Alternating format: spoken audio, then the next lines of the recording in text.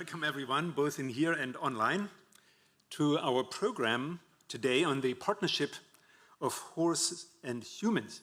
My name is Jens Stehner. I'm a curator in the Antiquities Department at the Getty Villa in Los Angeles. And I say in Los Angeles for our online audience, of course. We hope we have set the tone with horse jokes and quotes and a horse playlist, and that you noticed there was a horse playlist. Today's theme was inspired by an exceptional small bronze in our exhibition, The Horse and Rider from Albania, on view through January. Our 5 speakers today were chosen for their affection for horses, as well as their different perspectives on horses across time and geography. Now, Carolyn Willikis introduces the big picture in her presentation on the history of horse-human relationship. Carolyn is assistant professor in the Department of General Education at Mount Royal University. Her research focuses on the relationship of horses and humans in antiquity and its influence on social and cultural identities. Carolyn is the author of The Horse in the Ancient World, From Bucephalus to the Hippodrome, as well as research on ancient cavalry, equestrian sports, and horses in visual culture. Carolyn will also be our moderator at the end as we turn to the Q&A.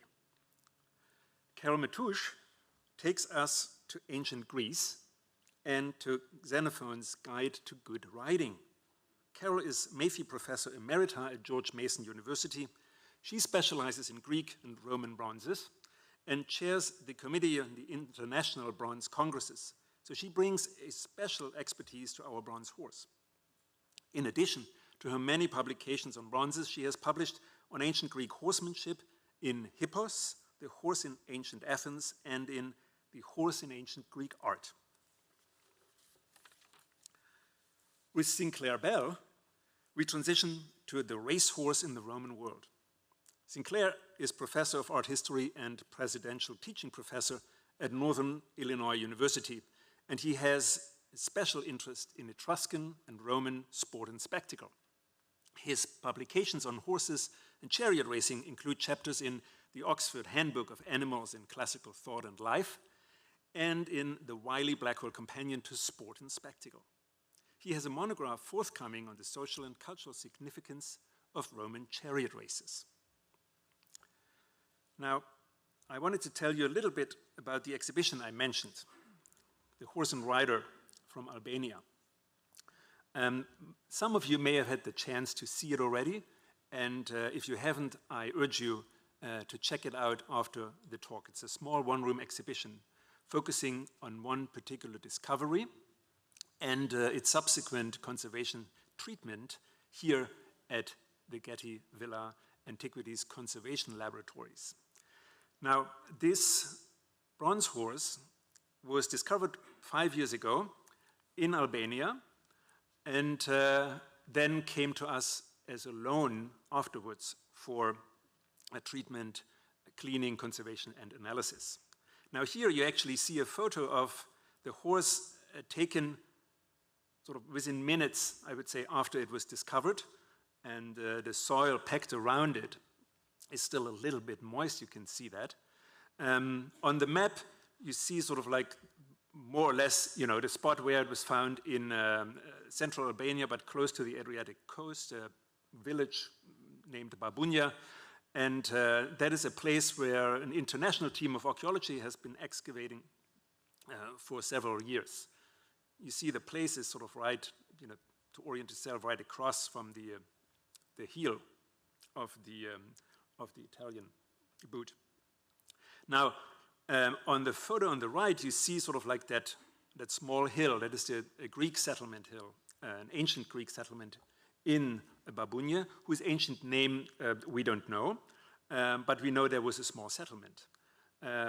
And the discovery circumstances of the horse are somewhat peculiar because it happened while the excavators were there on a campaign, but it didn't happen exactly on their excavation trench, but right outside of it, namely on an onion field that was plowed by a farmer who lives there and has his field on that ancient settlement hill.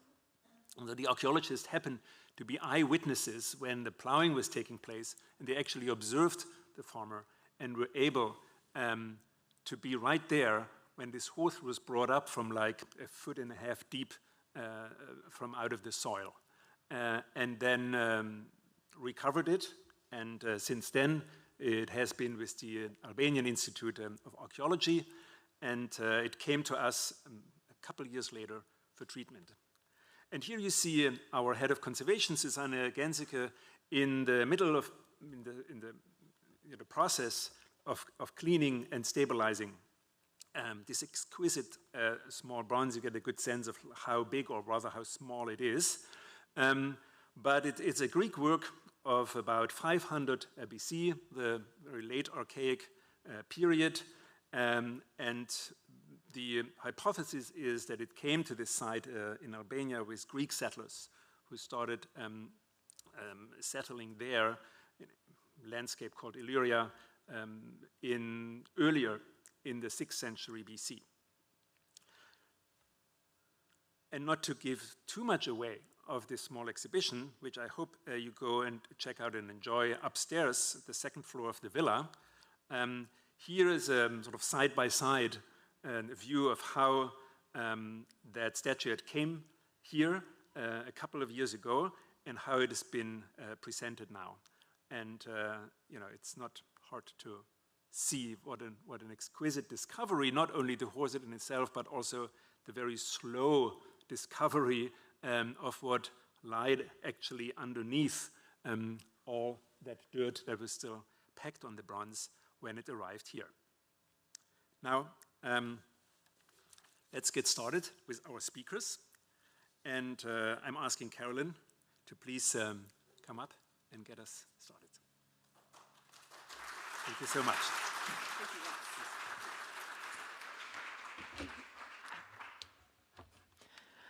All right. Hi, everyone. To all of you who are here in person and everyone attending online, thank you for joining us today to learn about my favorite thing, horses. I am legit. This is my baby horse. His name is Craterus. I'm a classics nerd, so he's named after one of Alexander the Great's generals because why not? So, although I'm a classicist, I mean, the ancient Greek and Roman world is sort of my home. What I'm going to do today is literally, and prepare yourself for horse puns, we're going to charge, gallop, leap, whatever you want to call it, from prehistory to about the 1500s to kind of set the scene for what you're going to see with the more specialized, focused, chronologically focused talks throughout the rest of the program. So what I want to do for you right now is sort of give you an idea of just how impressively deeply woven within our history the horse-human bond is. Because if you go out there, I mean, go out into the Getty and go look around and walk into every room, you'll find horses, right? Look on any sort of artifact, any medium, any context, there will be a horse or an equid there somewhere. Ask me, when I was doing my PhD, I had to photograph all of them. There's a lot. Especially when you find the Thracian horse cult room at the very end of a day in a museum and you're hungry and you're tired and it's full of ponies. But it's, there we go. It's hard to imagine a world without horses. I mean, even now in our sort of post-industrialization world of we have mechanized everything, horses are everywhere. They are part of our actual language. There are so many turns of phrase in English that actually owe their origins to horsey things. When you say, I'm delivering a parting shot, right, the original mic drop, it's a reference to the Parthians, these amazing horse archers who came from sort of the grasslands of Iran and had this really sneaky thing of pretending to retreat and then spinning around backwards on their horses and shooting their bows over their horses' hindquarters. It was a literal parting shot. We use that. Starting from scratch refers to the quarter horses and sort of the races in the frontier towns. So we have all of these things we say that reference horses even today, although we live in a world where most of us no longer depend on horses to survive. And because horses have come to be so prominent in our imagination, in our psyche, it's easy to think that horses have always been part of who we are, that we have always used and depended on horses. And when you look back at the visual record, you're tempted to follow this line of thought. So this is the very famous panel of horses in Chauvet Cave in the Ardèche region of France. These horses were painted about 35,000 years ago. To put this in context, these horses are not domesticated. When we look at the history of domesticated species of animals in our lives, horses are one of the last major domesticates. Long after cattle, sheep, goats, dogs, cats are debatable. Did we domesticate them? I don't know.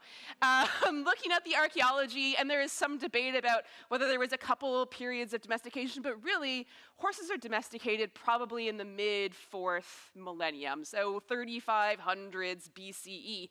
35,000 years ago. That is tens of thousands of years before we domesticated horses. And not just in Chauvet. You look at the cave art, the rock art of what we call sort of the Upper Paleolithic, and you find horses everywhere. Horses appear more frequently than any other species of animal. But they're not domesticated, and there's huge questions as to what this art even represents. But what I want you to take away is we were putting ponies everywhere. We really, really liked them, and we were going to a lot of effort to carve them and paint them in this very lifelike, vibrant way.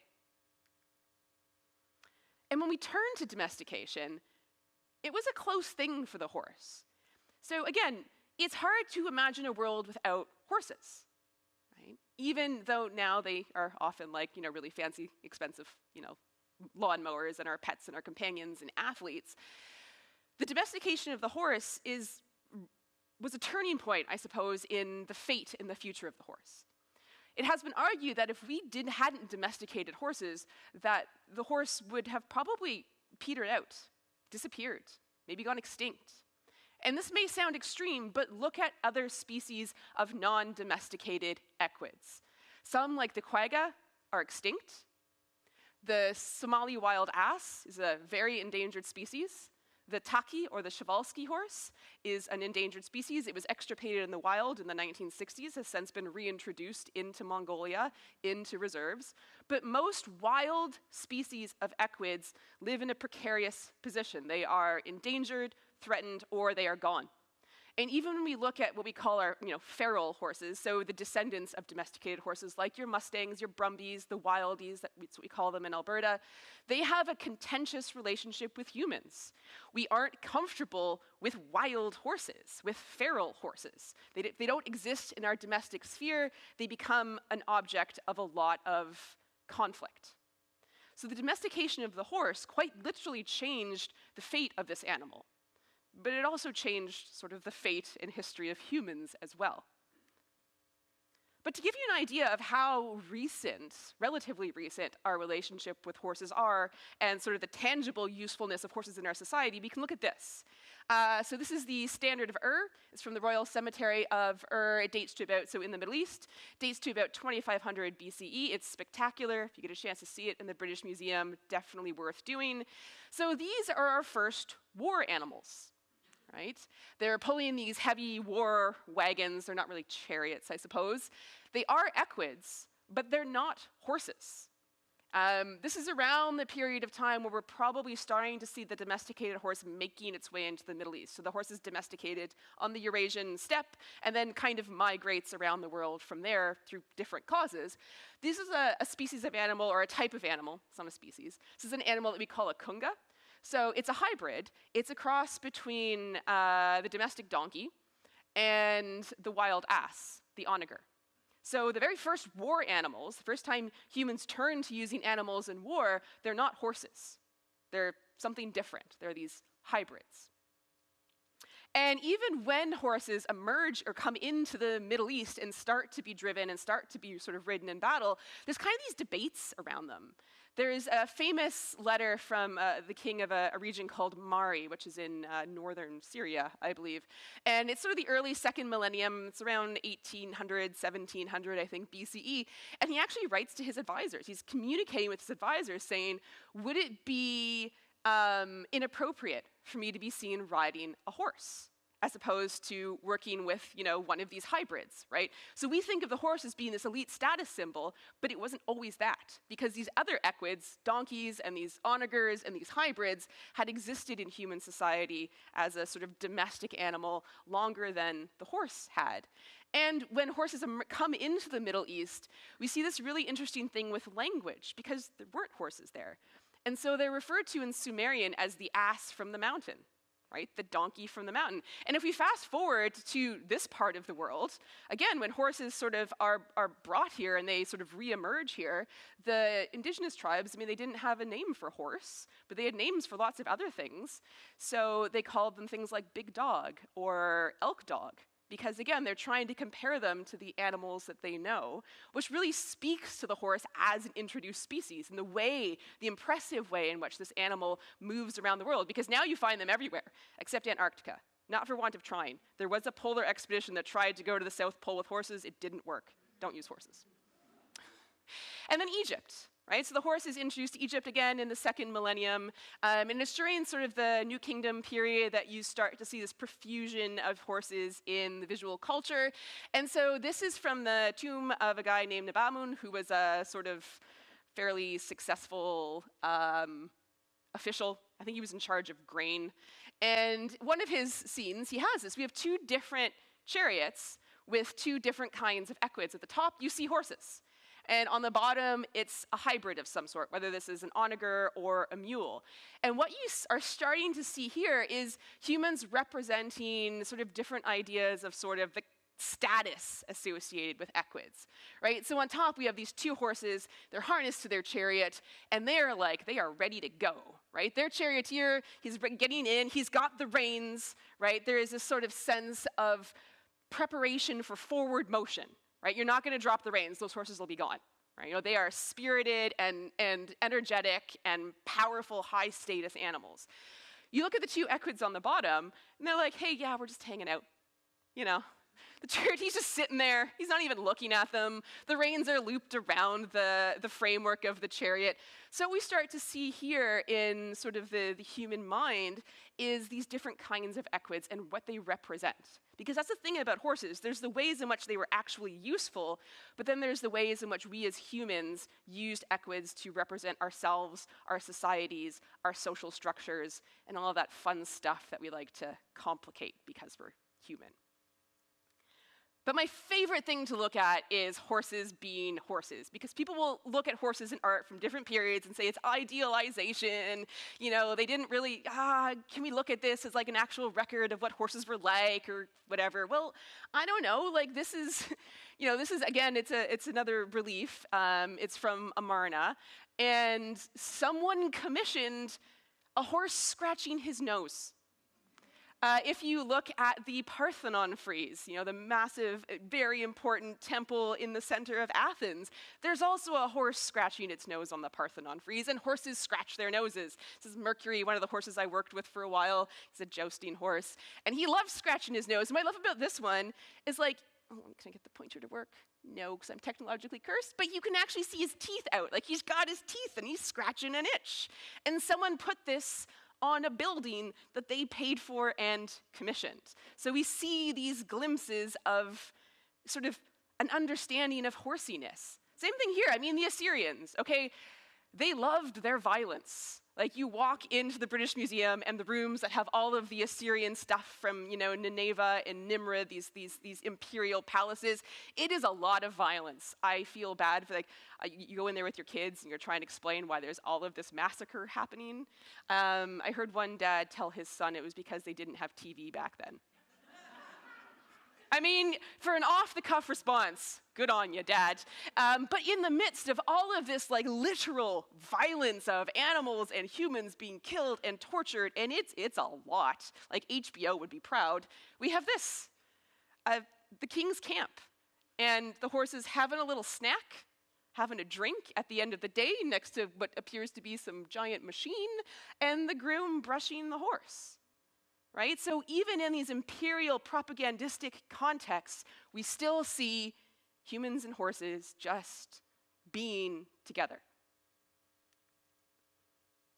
And of course, course, the horse also became a status symbol. I mean, the horse is still a status symbol.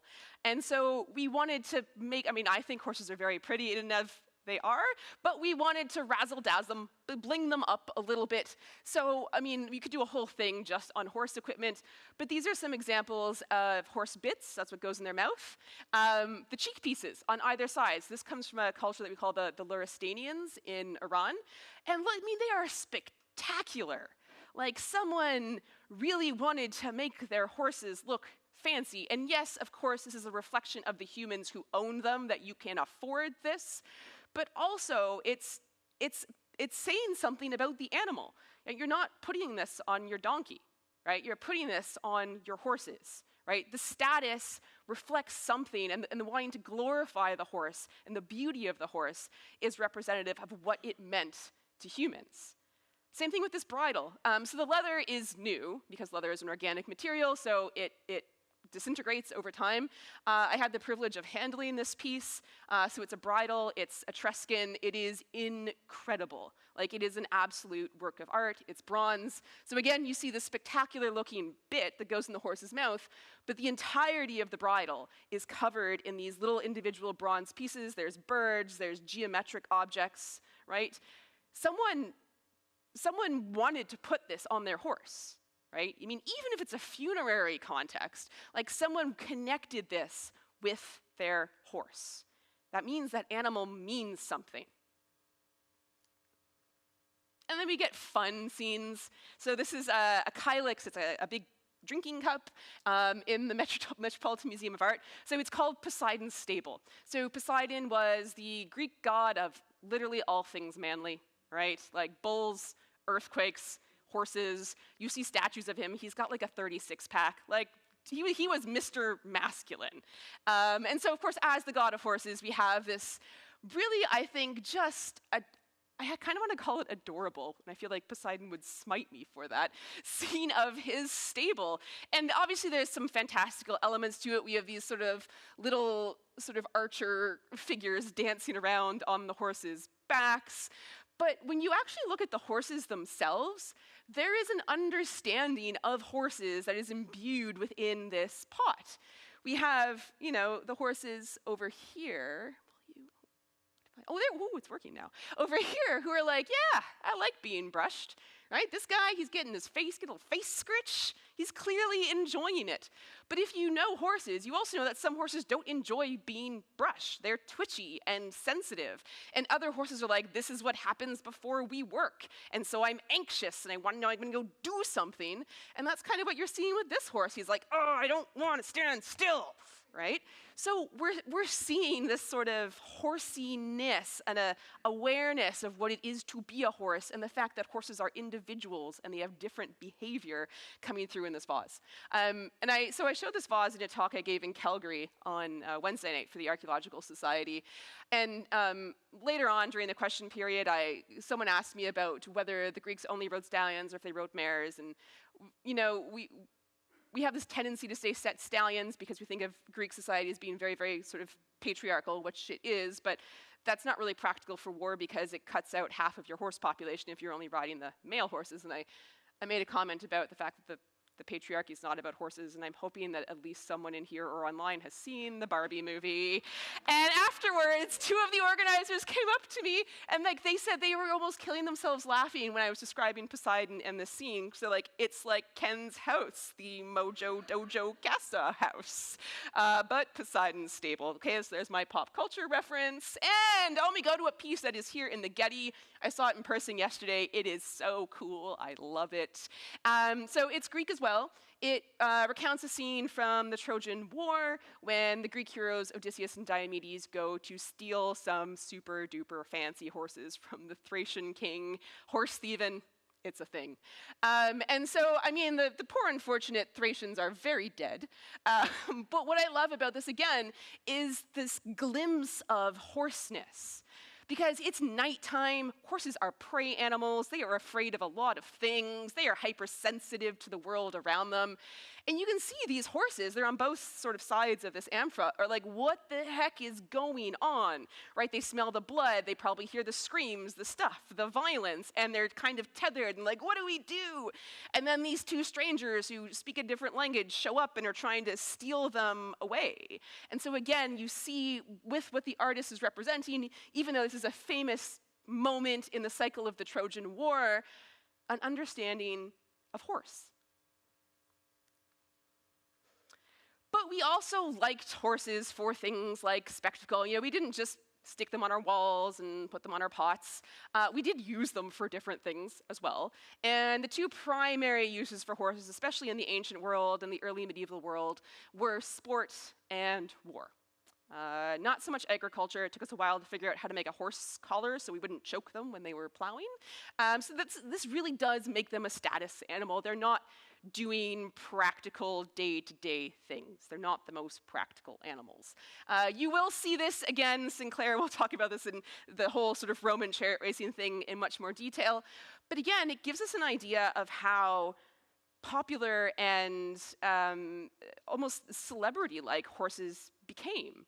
You know, now we name our horses. We know of famous horses like Seabiscuit and, you know, Secretariat and you know, things like that. Same thing in the Roman world. Right? They loved their chariot racing. They were literally bonkers for it. And this is a relatively, I don't know, mundane artifact. It's a lamp, right? It's how you lit your home.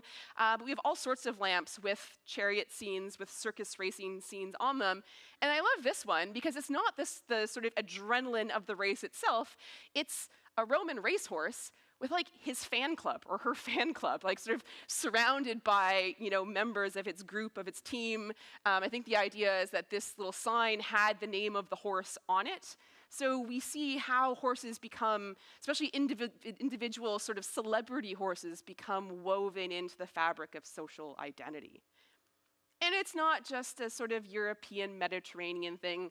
In today's program, we're going to be going sort of westish, but if you go east, you also find the horse being introduced all over the place and becoming incredibly important. So I am not in any way, shape, or form an expert in Tang Dynasty art, but I can tell you that this is beautiful. So Han Gan, the artist who made this horse, Knight Shining White, was sort of one of the preeminent artists during this period. This horse was a charger, war horse of the emperor, and it is exquisitely drawn. I mean, you 100% get the sense of sort of frenetic power and energy that is coming out of this horse. But beside that, what I want to speak to you is all of these seals. These seals represent over 1,000 years of history, and that is this image being handed down and passed on from one generation to another, preserved and respected and honored because of this horse, and of course the fact that it was a famous artist and it's beautiful, but it's of this horse. There's even a person. The emperor is not on it. It's just the horse. One of the other things that's really cool about horses is the whole sort of, I don't want to say gender equalizing, equality thing, but when you look at the horse in human history, one of the things that you see with the horse is that they are accessible to both men and women, males and females. And one of the sports that actually played a really big role in that was polo. So polo comes out of South Asia and sort of spreads through Asia. It's a very old sport, probably being played in the time of Alexander the Great, if not earlier. So in this particular scene, this particular manuscript image from Iran, the players are all male. Again, I mean, exquisitely rendered, and you can, again, sense the energy of the event. But we do have other images, manuscript images, also statues from China, from India, of female polo players. So women were playing polo as well. And if you look at modern horse sport, jumping into the modern sphere, until fairly recently, the equestrian events at the Olympics were the only events where women and men competed against each other on an equal level playing field. I think there's now doubles curling, but basically prior to that, it was the equestrian sports, the horse as an equalizer, regardless of the gender of the rider. And I want to finish with this. In part because I have a soft spot for jousting. I trained jousting horses back in Calgary. It is indeed a thing. Yeah, it's always fun when you go to the emergency room with a jousting accident. The nurses look at you like you've completely lost your marbles. So this is a suit of armor, right, for a horse, all of the various components. This is kind of trailing towards the end of sort of the big heyday of armored horses and lances on the battlefield. It is amazing.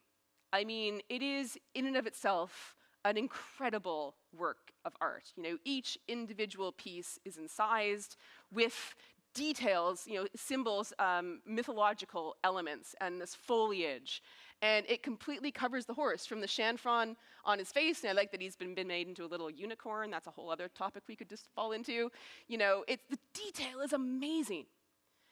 And I want to finish with the war horse because I think it's a topic that really encapsulates the complexity of our relationship with the horse. I mean, I've been waxing poetic about, oh, we love them, and look, they're being horses in the art, and we put fancy things on them, but we did expect them to do things. And as a modern scholar and horse lover, looking back on the past, some of those things can be difficult to come to terms with. Riding horses into war, did horses die? Yes. Using horses in sport, do they get injured? Do they die? Yes, I mean, that still happens today. Was every horse honored and loved and cherished and spoiled? No, but neither was every person. Humans were a complicated species. But I think this armor, this set, really shows that sort of collision between honoring the horse, respecting the horse, recognizing what the horse is, and probably recognizing that asking a horse to go to war is one of the wackiest ideas we have ever come up with. Like, they run away from everything. I've had horses run away from their own toots before, like they fart and they run, and you're like, it was you, but now I'm gonna ride you to war, here we go. So, you know, and training a war horse was a huge, not just financial commitment, but an emotional commitment. There had to be a degree of trust. Like, who in their right mind would want to ride a strange horse to war, or a strange horse to do anything that your life depends upon? And so what we see here is this need to, yes, we ride horses into war because that's what we use horses for, but we also want to protect them to the greatest degree that we can, and we want to celebrate them by not just putting whatever on them, but putting the spectacular stuff on them. So to finish, before I hand the mic over, I just want to, this is something I always tell kids when I teach kids programs. I have a favor for everyone. The next time you see a horse, I want you to say thank you to them. Because we owe these animals a lot.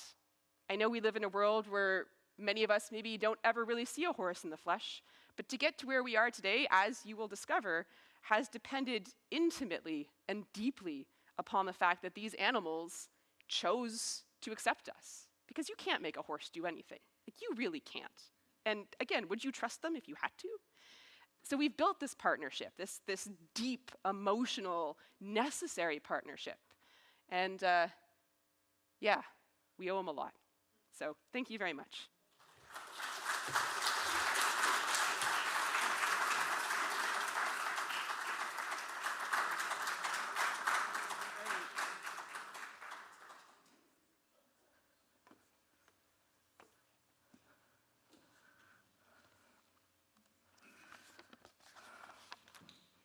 Well, thank you to the Getty, to Jens, to Lisa, Shelby, and everyone who made this conference possible.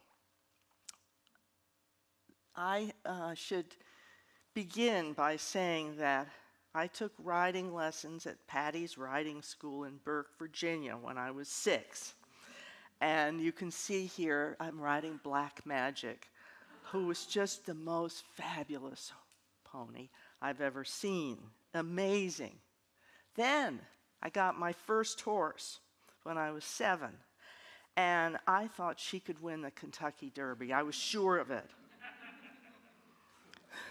When I was 9, this is Pat Smythe, by the way.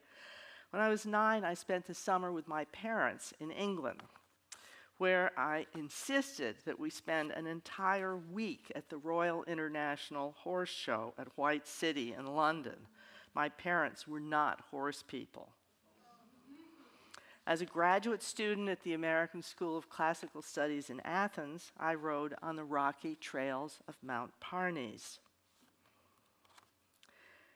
But I never thought to write about horses until the 2017 exhibition in Richmond and Middleburg, Virginia, The Horse in Ancient Greek Art.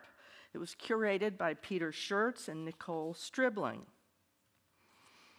Horses figure prominently in myths. Pegasus, we all know Pegasus, the winged horse born from the blood of the Gorgon Medusa when Perseus cut her throat. Bellerophon tamed Pegasus, but when he wanted that horse to carry him up Mount Olympus, the home of the gods, the horse threw him. The first centaur was the son of a Thessalian named Ixion and a cloud, and he fathered more centaurs from Thessalian mares.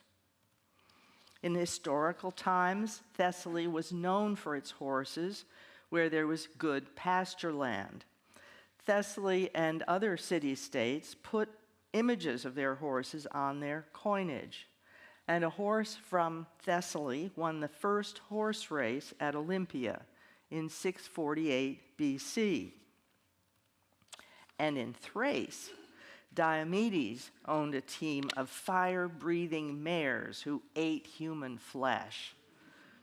Heracles, in his 8th labor, captured all 4 of these mares with one halter.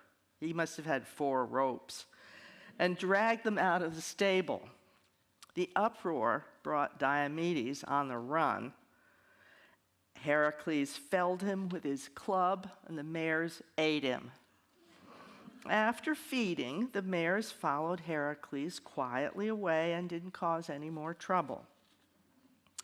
Alexander the Great's stallion, Bucephalus, meaning bull-headed, was said to be descended from these mares. But mares don't figure in warfare. Mares are much more important in breeding. Amazons do, however, figure in warfare. Lysias wrote that the Amazons, daughters of Ares, who lived by the Black Sea, were the first of all to ride horses. The Greeks believed that Scythian women were warriors, riders, archers. They fought alongside men fearlessly, aggressively, and skillfully. The actual Scythians, nomads living to the north of the Black Sea, had saddles by the 7th century BC, but no stirrups.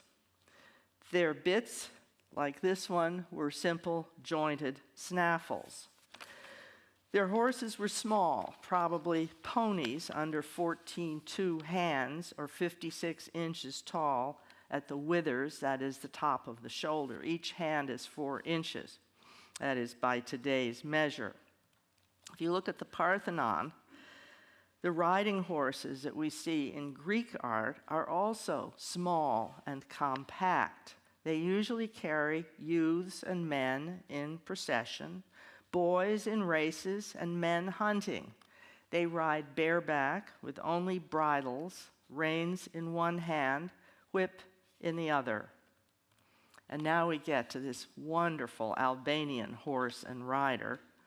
What we see here is a bareback rider preparing to throw a spear. A baldric with a sheathed dagger at his side, no saddle, no stirrups. He looks large for his horse.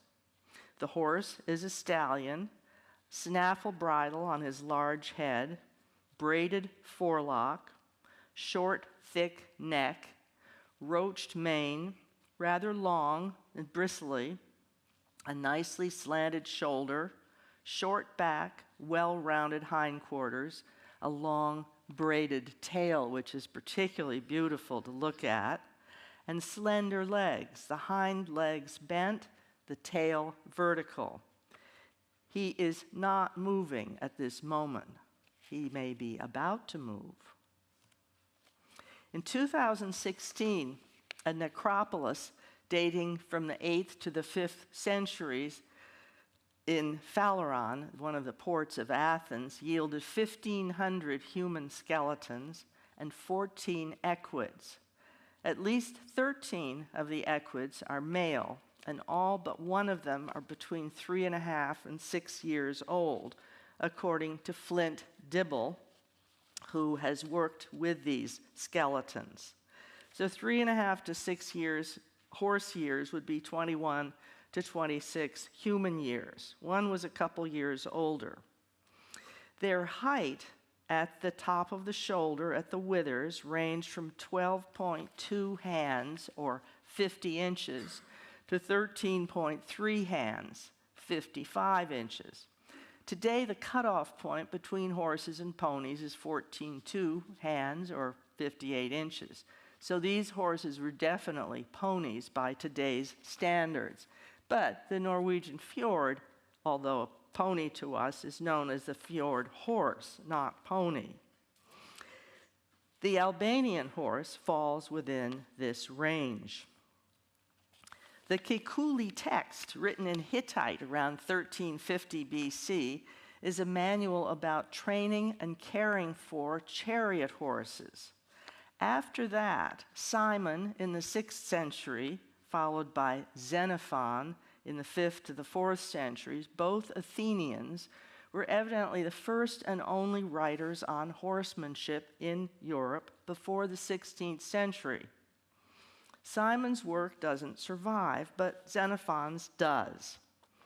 If we look at this little Albanian again, Xenophon was an historian, military leader, and a great strategist. His book on horsemanship is a manual for young aristocrats training for the cavalry. It's about buying, stabling, grooming, riding, training, and hunting. I won't cover all of those topics. The cavalry and their horses had to shield the infantry, find the enemy, skirmish, harass, and pursue their foes. They also presented magnificent displays during the Panathenaic festival in Athens. Xenophon's advice on all these many topics is clear, to the point, and it's driven by common sense in his day and in ours as well. The first of many English translations of Xenophon's On Horsemanship came out in London in 1771. Let's just have a look at some of his advice. He says that as you're buying a horse, the legs should be widely set to provide a strong base, the knees supple, the chest not too narrow, not too broad. The back should be short, the shoulder large and broad, the hocks, the hind legs, knees, set back. Muscles along the back should give the rider a soft seat. Broad, deep chest, supple loin, broad, strong hindquarters, and a small flank. He recommends all of these. These make it easier for a horse to lift his forehand and get his hindquarters under him. And broad, muscular hindquarters also give agility and speed. The horse's tail, he says, should be thick at the base and long, and it's best when it's held high. Xenophon likes a high poll, top of the head, with good flexion. A rather delicate head and jaws, also delicate. Small ears, a small cheek, flat nose, wide nostrils, small teeth. The eyes should be large, prominent, and bright. And the eyes on this little Albanian horse are just amazingly large, prominent, and bright. Check the teeth. See that the horse accepts the bit and the bridle readily and is easy to mount. Does he have a soft mouth? Does he bend his body easily in both directions? Can he run, stop, and turn quickly? Avoid a horse, he says, that is vicious towards other horses or towards men, and also avoid one that kicks. He goes on, too spirited a horse doesn't make a good war horse. He must obey you. At the same time, be sure to use a muzzle on your stallion when you're leading him without a bridle so he won't bite you. Bronze muzzles that have survived from antiquity confirm this point nicely. The Greeks didn't geld their horses, and stallions do tend to bite. Your groom should gentle the horse, make him easy to handle, lead him through crowds, and accustom him to all kinds of sights and sounds. If a colt shies, patiently show him not to be afraid. That's very good advice, which Xenophon later reinforces, saying, never get mad at a horse. Be patient if he's afraid of something. Hitting a horse only makes things worse. Very good points.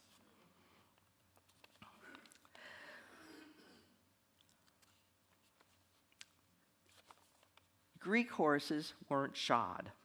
Xenophon says, fill the paddock with round stones, about the size of a fist, to prepare your horse to walk on hard ground. And you can make a little mound of them and get him to stand on them as well. I'm not so sure about that, but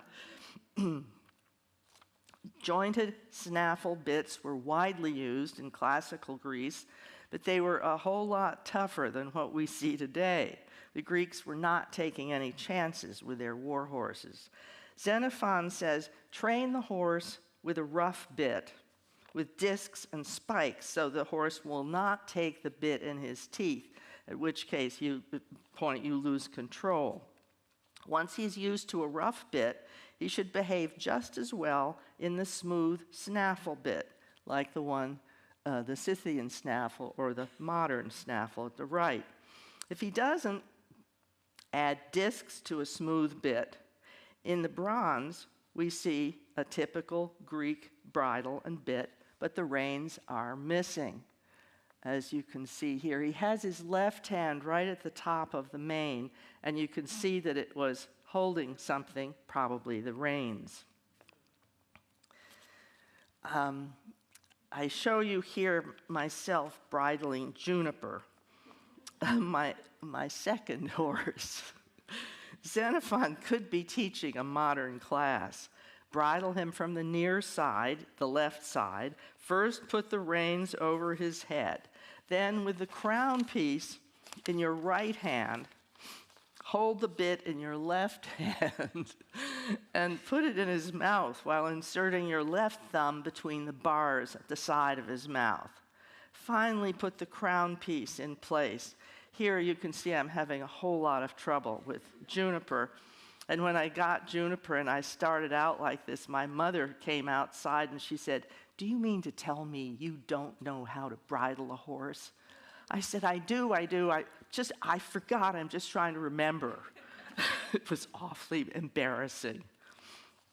A groom can teach the horse to kneel for you to get on, says Xenophon, and he should also know how to give you a leg up, but you still need to know how to vault onto your horse.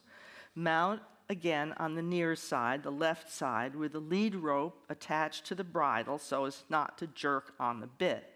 Either grab the mane behind the ears or use your spear to vault on. Don't knee the horse in the back, but bring your leg all the way over. You should also learn to vault on from the far side, the right side, because the left side may not always be available. Remember, again, there were no stirrups. This is another good reason to ride a shorter horse, say 13 to 14 hands. And remember, the rider was wearing armor as he vaulted on. This little bronze rider is wearing what looks like a metal corselet with leather lappets at the hem. Xenophon says, once you get on, keep your legs under you, grip with your thighs, and let your lower legs hang. Keep your upper body supple. After mounting, sit still and make your horse stand still until you ask him to walk. There's nothing worse than a horse that's just fretting and wants to start off, and you're not ready for him to do that. Don't let him fidget. Xenophon says, if your horse likes to go fast, though, keep him within limits. Xenophon also cautions that in battle, a shy horse might throw his rider and leave the rider in a very difficult situation. Avoid shy horses, lazy ones, and those with hard mouths. The trumpet or the call to battle should not alarm your horse. Teach your horse to go on a loose rein, neck up and flexed at the pole. This is how he goes on his own when he's having a good time, or when he wants to impress other horses, especially mares. He will learn to carry his head high on a loose rein. For cavalry training, Xenophon explains how to get your horse supple by working in a figure-8 pattern. Be sure that he can stop, turn, and run. You will need these maneuvers in battle, he says. Your horse needs to be brave. He is your transport in battle. Teach him to gallop uphill and down and along a slope, jump over an obstacle, jump out, jump down, run through water. Take hold of the mane so as not to pull on the bit. Hunting is good practice, and it keeps your seat firm. Above all, your horse must be fearless and sound.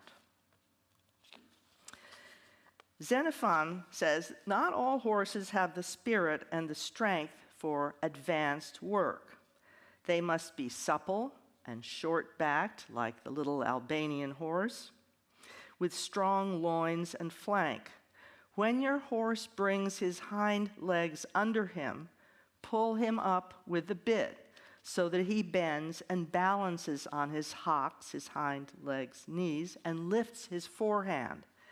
Then give him his head so that he thinks he's doing this of his own accord. This will help you use your weapons in all sorts of terrain and all kinds of situations. Xenophon's describing, I think, a form of pezad, a highly collected and rhythmic canter in which the horse is barely moving and from which the horse can make a half turn or a circle. These are good moves in battle. What Xenophon expects of the best war horses is retained in modern dressage. Advanced training reflects natural instincts. The horses enjoy their work, and they are taught with patience. Plus, they are congratulated for having done well, at which point Xenophon says, stop work immediately. The horse has done the right thing, and congratulate him. This bronze statuette from Herculaneum shows Alexander the Great in battle. The sword is missing from his right hand, but the sheath is belted in place beneath the left arm. He held the reins in his left hand. Bucephalus has gathered his hind legs beneath him, and his hocks are low to the ground in the pezad. Xenophon explains how to do it, and we can see in the Parthenon frieze the results of this training for the Athenian cavalry. Xenophon lets us look at these horses and riders with new eyes and with an appreciation of the training that is required of both horse and rider. The very naturalistic Albanian horse is not moving. Don't be misled by the length of his mane. It is a roached mane, I believe. It's not flying, but it's bristly mane, thick, bristly, roached at a length that stands up. He is, or was, balancing on his hind legs, like the leg on the left from the Athenian agora, all that's left of a life-size equestrian group. The little horse's braided tail hangs straight down. Is he about to raise his forelegs in a pezad, or is he about to spring into a stylized gallop like the horseman in the vessel attachment at the right? This is not a stylized horse, however. What exactly is going on? Thank you very much.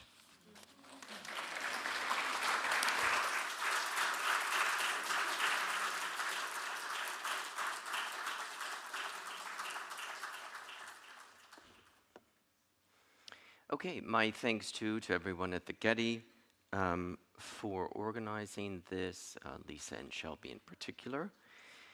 And also to all of the staff. If we look good today, it's because of people who are behind the scenes up there doing all of the work. So thank you to everyone.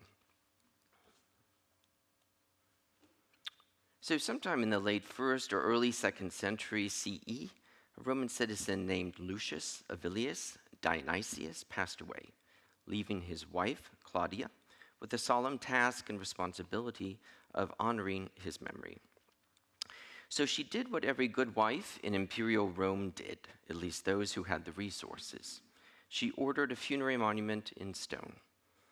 On the one hand, her deceased husband was a pretty regular chap.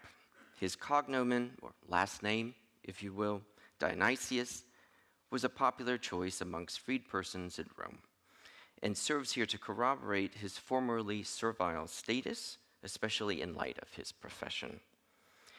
That profession is listed on his tombstone as a conditor of the Red Faction, where conditor has been the source of some scholarly confusion and debate, variously translated as a storekeeper, a founder, or most likely, groom.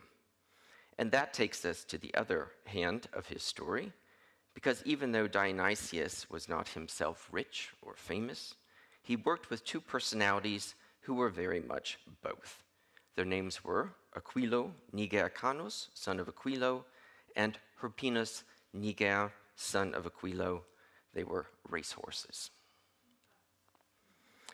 Now, I like Dionysius's wife, Claudia, very much because while we know almost nothing about her, the monument she chose for her husband displays her canny instincts for not just honoring, but also preserving his memory for perpetuity. That is, rather than commemorate her husband with a stock image of the kind we'll see at the end of the talk, Claudia went the extra mile, and she commissioned something utterly unique in Roman funerary art. On the front, her deceased husband stands positioned between two horses, each of which has its left foreleg raised and is identified by an inscription above it. And so we have on the left, Aquilo Niger Canus, son of Aquilo, won 130 times, came in second 88 times, and came in third 37 times. On the right, Hirpinus Niger, son of Aquilo, won 114 times, came in second 56 times, and third 36 times. The horses are stocky and compressed, and the deceased is dressed in a short tunic. And he holds a staff in his right hand and a feed bag for the horses in his left hand, while the long forward-combed locks on his head are all that's sort of preserved. The deceased portrait features are otherwise obliterated. However, they're fortunately represented in the legendary sketchbook of Cassiano dal Pazzo, and that's what you see here. And this sketch is the earliest record of this monument from 1521. The names of both horses suggest they had dark-colored manes. Studies of equine onomastics show that both are well attested. And some of these, as we'll see, are so popular, in fact, that they also appear on lamps and other kinds of objects. Now, these horses are especially distinguished by the fact that each had accumulated more than 100 victories, putting them in the exclusive circle of what the Romans called the centenarii. Such rankings and associated betting and visual commemoration in mass media fueled Rome's hippomania, making many horses into stars equal to their drivers. Hirpinus was one of these stars. He's recorded by two major poets of the period, Martial and Juvenal, who celebrate him 25 years apart. Dionysius, or his wife, exploited these associations with fame by aping the designs of the tombs of charioteers and racehorses. The typical format of the former of a charioteer tomb can be seen on this early 1st century tombstone of a charioteer, Scurtus, who was a slave from Rome, and this is laid out in a scorecard design, listing the race's names and the charioteer's rankings. The first century tombstone, so that's just a detail, you can kind of get a sense of the similarity where you get the horses' scores on the left and then the charioteer on the right. And here, the first century tombstone of the racehorse Aegyptus, this is found at Padua, depicts the deceased horse in a lunette with its right foreleg raised. And so similarly, we see this kind of design on the monument of Dionysius. So the end product on the left is the only known example of a tombstone commissioned by a member of a circus faction that is nearly entirely rooted in quotations, not from his own performances on the racetrack, but from the careers and the fame of racehorses. For even though Dionysius was closely associated with the horses in this legendary faction at Rome, he was deprived access to the type of public recognition that the stable's charioteers received as their drivers. As the monument's commissioner, Dionysius' wife seems to have felt that the horses' successes were also her husband's successes. By invoking the two most successful amongst them, this monument grants her late husband some share of their fame and luster. So from the ancient Olympics to the modern film Ben-Hur, and even its remake, which I don't think anyone has seen recently, horse racing has proven a potent and enduring symbol of the agonistic culture of classical antiquity. Similarities did exist between the two cultures, where equestrianism of all forms, due to the expenses involved, had aristocratic overtones for the Romans as it did for the Greeks. But in contrast to the Greeks' equal passion for mounted races and chariot racing, Romans strongly favored the latter. Indeed, chariot races were the earliest, the most popular, and the longest lived of all forms of spectacles in the Roman world. So just to remind you of the sort of zone that we're looking at here, evidence coming from the 1st and 2nd centuries mostly. Chariot races were customarily held in a circus, which was a monumental arena that took the form of an elongated horseshoe. And so you see this beautiful painting that's now at the Art Institute, and this quote from Tacitus talking, for better or for worse, about the different passions that consumed the Romans. And here, lamentably with titles in German, you can see the different spaces. And this should just give you a sense of the scale, that as much as we get excited about the scale of the Colosseum, that the Circus Maximus was on a whole other level. So it was the oldest, largest, and most famous of all the circus arenas, and as the site of the legendary rape of the Sabine women, the Circus Maximus was intertwined with the legendary foundation of Rome itself. At its most fully developed stage, which was under the Emperor Trajan, who you see here, the Circus Maximus measured approximately 580 meters long and 140 meters wide. The venue would have accommodated approximately 150,000 people, though it may have seated as many as 250,000, so even bigger than the University of Michigan Stadium. Sorry, my father went to Ohio State. So here we can see a reconstruction that was recently produced of this, which I think gives you a sense of just sort of the majesty and the scale. So the architectural form of the Circus Maximus served as the prototype for satellite arenas elsewhere in Italy and around the Mediterranean, with most, but not all, built after this Trajanic remodeling that you see. Among these, more than 50 circuses are now known, the majority being found in the regions where horse breeding was already well established. First, Italy. Second, North Africa. And third, Spain. In North Africa, we know that there were at least 16 circuses. We have found 8 archaeologically. In Spain, we know that there were at least 19, and we have found 12 archaeologically.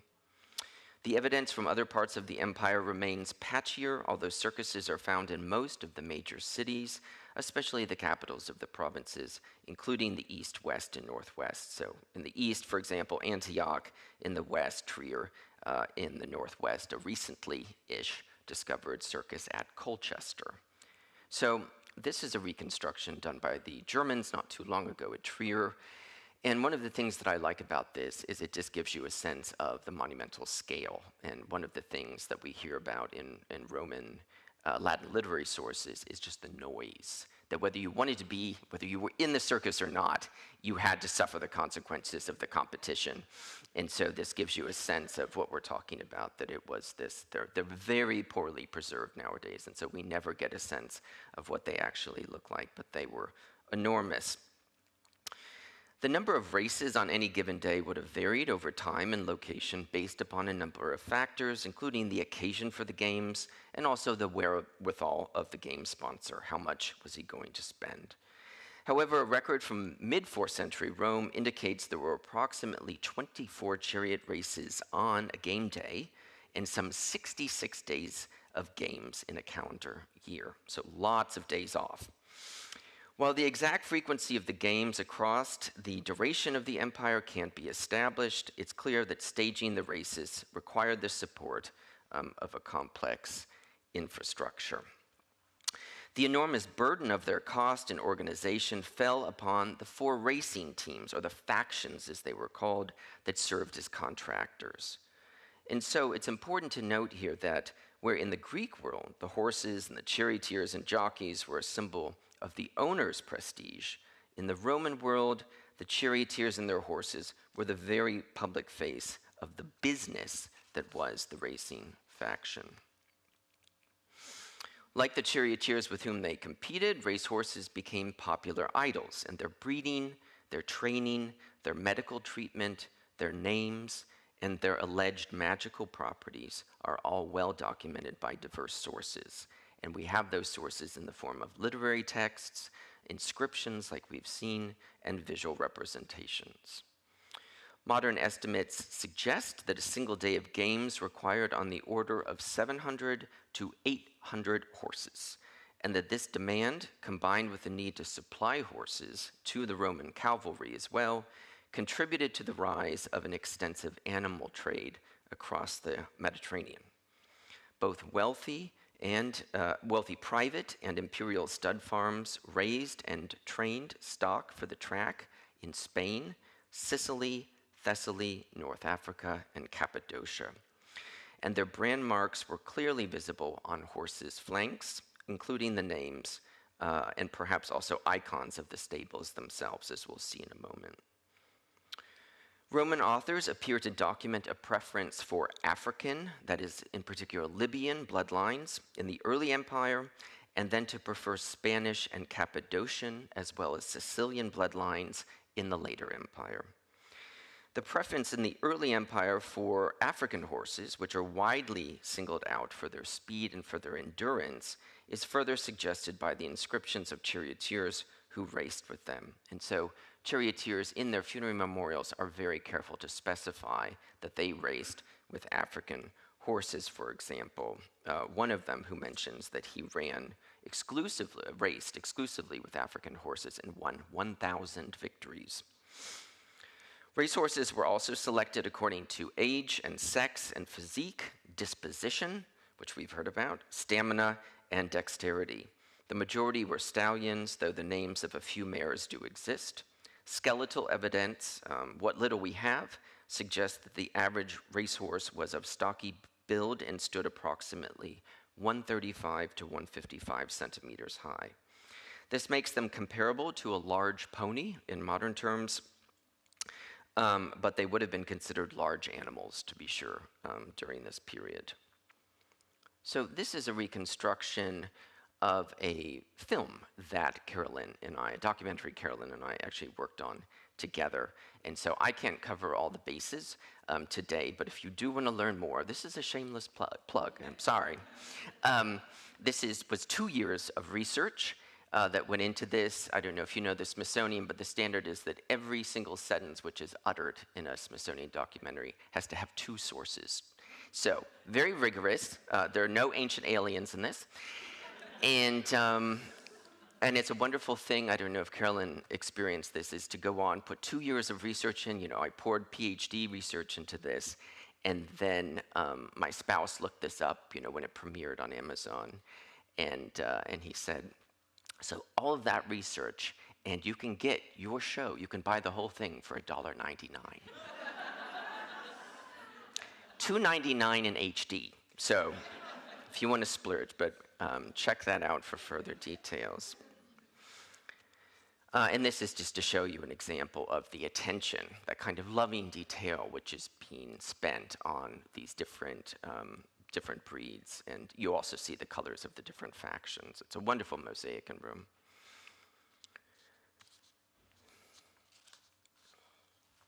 Okay, so Pliny notes that a different build is required for the circus, and consequently, though horses may be broken as 2-year-olds to other service, racing in the circus does not claim them before age 5. These horses underwent thorough programs of exercise and training since, quote, racers and chargers are both a job to breed, for either its youth, mettle, and pace that trainers first demand. This training took place first on the stud farms themselves, and then later at facilities which would have been closer to the tracks. So, for example, the Trigarium, as it was called in the Campus Martius in Rome. So the best horses might race until 20 years old, or at least that is what we are led to believe. Depending on its suitability, a horse bred for racing would assume one of 2 positions within a chariot team, either harnessed on the inside, the eugales, or attached to the center pair by a rein, not yoked, funales.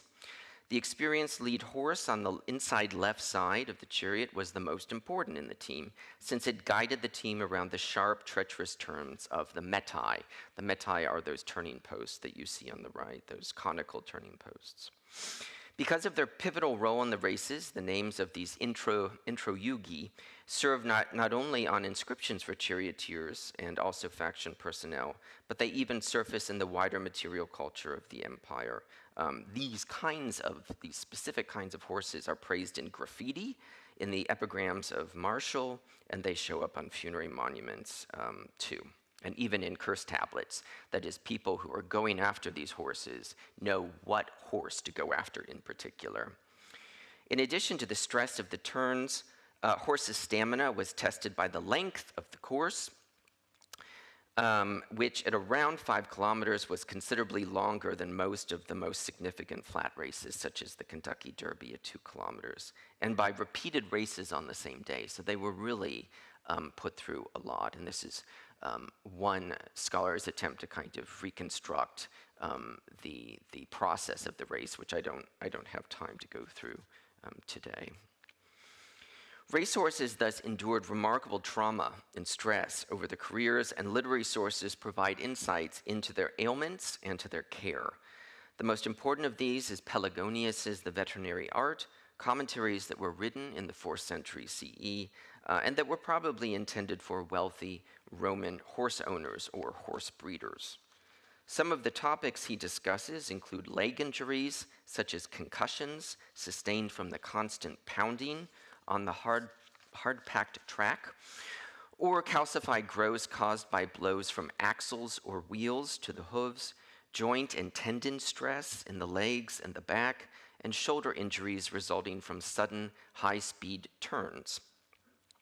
And also eye injuries, such as blows or scarring from whips, or inflammation, probably from the sandy racecourse. The analysis of horse bones from contexts associated with circus arenas remains from, for example, Sirmium, shows evidence of these kinds of maladies, in particular osteopathological trauma, which is detectable at a couple of sites. Beyond the wealth of technical information that these commentaries provide about medical practice, they exhibit a genuine appreciation and sympathy for their subject that's consistent with the tone and approach of other veterinarian treatises. So just to, this is a very expensive cup that was found in Austria a couple decades ago, and it just shows you the level of investment that some Romans would spend on articles commemorating this. But you see on the right the kind of the horrible tragedy that occurred with these accidents. And so we focus so much on the charioteers, but it's very clear that because there are these accidents that are constantly represented, that the Romans were not unlike the NASCAR audiences. They were going there in the expectation of seeing some gruesome things. The Romans' devotion to horses can also be seen in their names, which evoke them as living personalities. Nearly 600 horses' names survive from disparate sources, which include literary texts, inscriptions for charioteers, and a wide variety of inscribed objects and monuments, and that includes knife handles, curse tablets, mosaics. And then also you can see this very cool recent reconstruction of the largest mall in antiquity, as the archaeologist called it, these are the shops that are connected to the Circus Maximus that they've done a lot of work on reconstructing recently. And you can see on the left, Numitor. So these names, these 600 names, can be organized into 6 categories, which I'm going to rank in order of in decreasing order of frequency. First, skill, and there are subcategories like speed, so keler, swift, strength, adamus, which would be cast iron, agility, passerinus, which is sparrow. The second category is appearance with an emphasis on color, so aureus, golden, or on particular markings, like maculosus, which means speckled, beauty, elegans, size, adauctus, which means bulky, or movement or other kinds of physical traits to do with their manes. Third category, origin, including their divine descent, like Pegasus, the owner's names, their sire, their ethnic extraction. We saw Aegyptus earlier from Egypt. The fourth category is expectations, such as victory, victor, or good fortune, felix. Fifth, their behavior ranging from docility, volens, meaning willing, or impetuousness, temerarius, meaning hothead.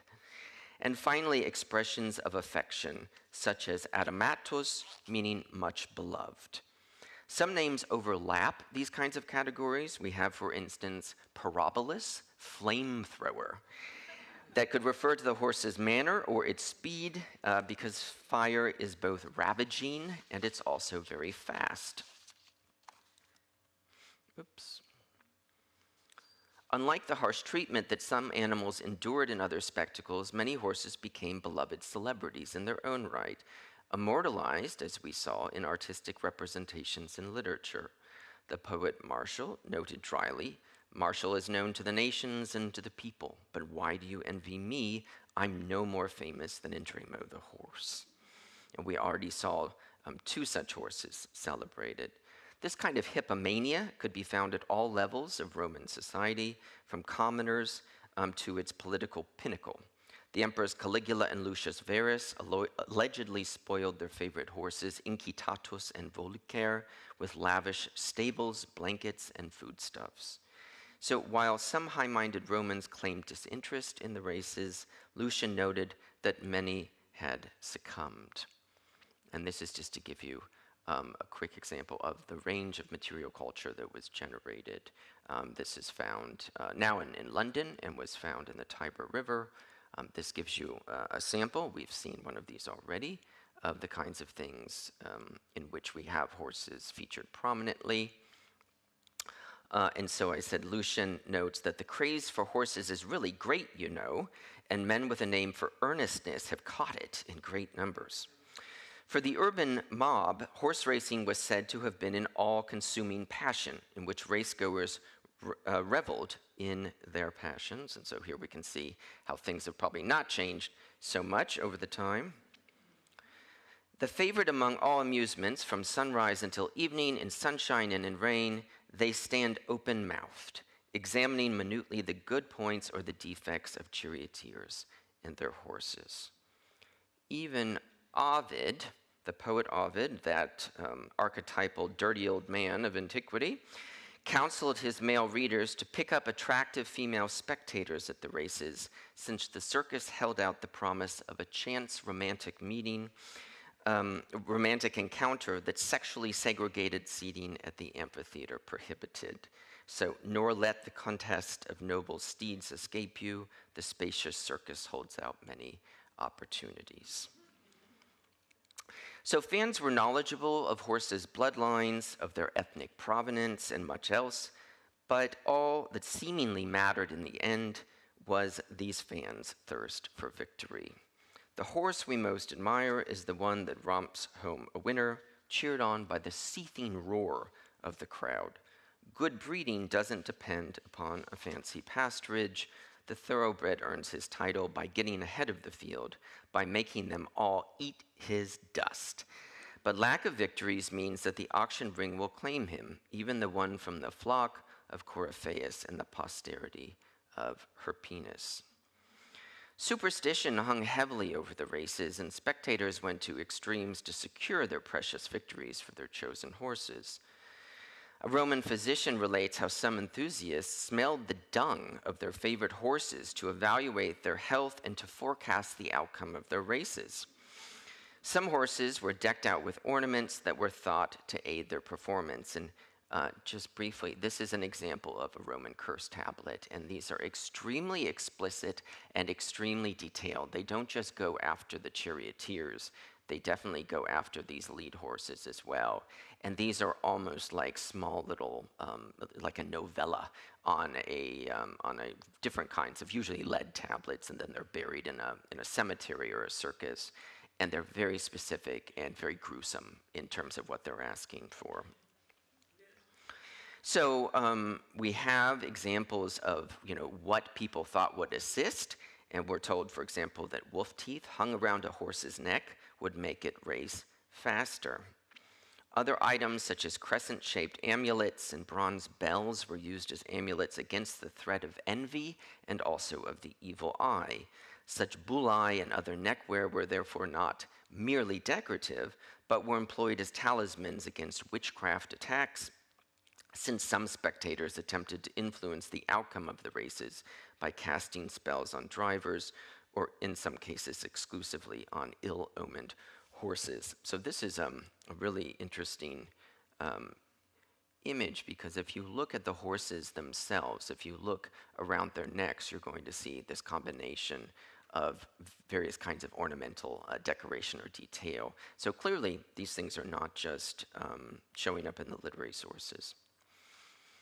And this is to give you a sense, too, of the scale of some of these representations. This is a tomb for a charioteer. This is now hidden away in the Capitoline Museum's garden, but it's a remarkable monument, and it has not just the names of the charioteer that it was commemorating, and it's a monumental tomb. And, but also you'll note in detail in the upper right that it inscribes the names of the particular horses that this charioteer campaigned with. So this is just to give you a pandemic shot of scale. We're talking a very, very large, expensive monument. There's nothing like this elsewhere in the Roman Empire.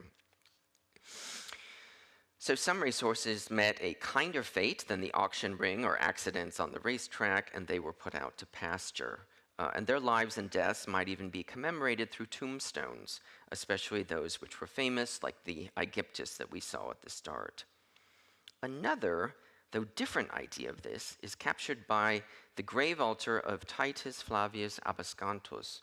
These images and inscribed names demonstrate how the calculus of some human memorials depended as much, if not more, on the fame of racehorses that they orbited than the humdrum accomplishments of the deceased themselves.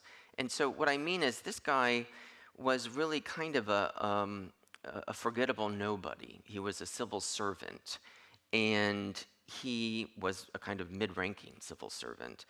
And what you see in his image on the left is he's represented at a funerary banquet, sort of in eternity, kind of enjoying life. But why, the reason we're talking about his monument now, 2,000 years later, is because of this representation that you see below. His wife decided to commission this representation of the most famous charioteer ever, Flavius Scorpus. But you'll notice the way in which also included, so we have his name, are the names of the horses too.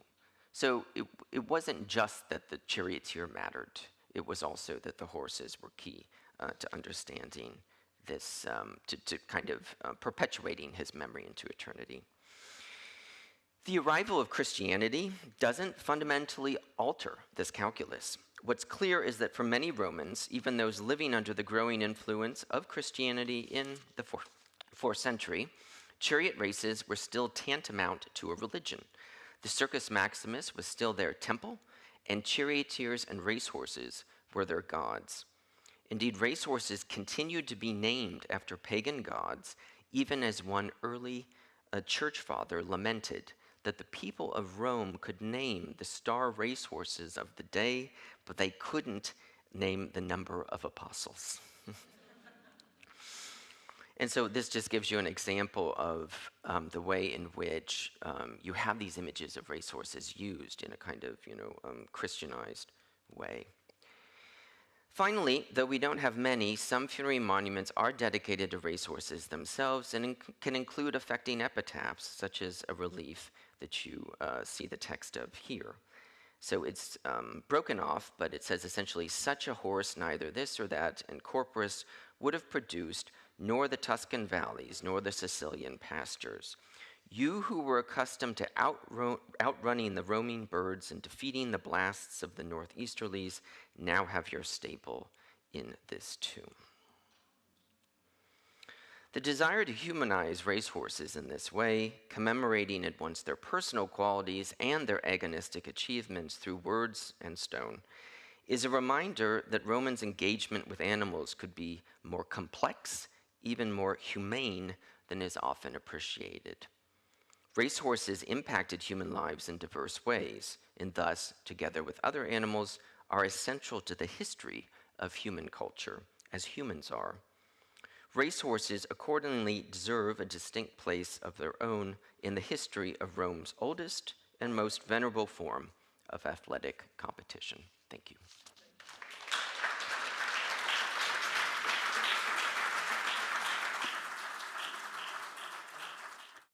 So now we are starting to travel from Europe to the Americas.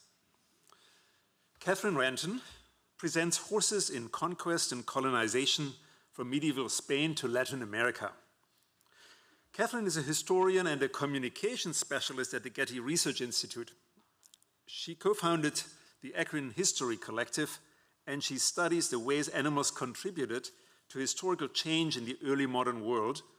In her forthcoming book, Feral Empire, Horse and Human in the Medieval and Early Modern Iberian World, Catherine examines how horses ultimately challenged Spanish control during early colonization in Latin America. Our final speaker will be William Taylor on changing perspectives from archaeological science. William is assistant professor of anthropology and curator of archaeology at the Museum of Natural History at the University of Colorado Boulder. In his field research, he explores the horse in society in East Asia and the introduction of domestic horses into the Americas. A new publication in Science provides new information about the spread of horses, and he has a forthcoming book titled Hoofbeats: How Horses Shaped Human History. Please, Catherine.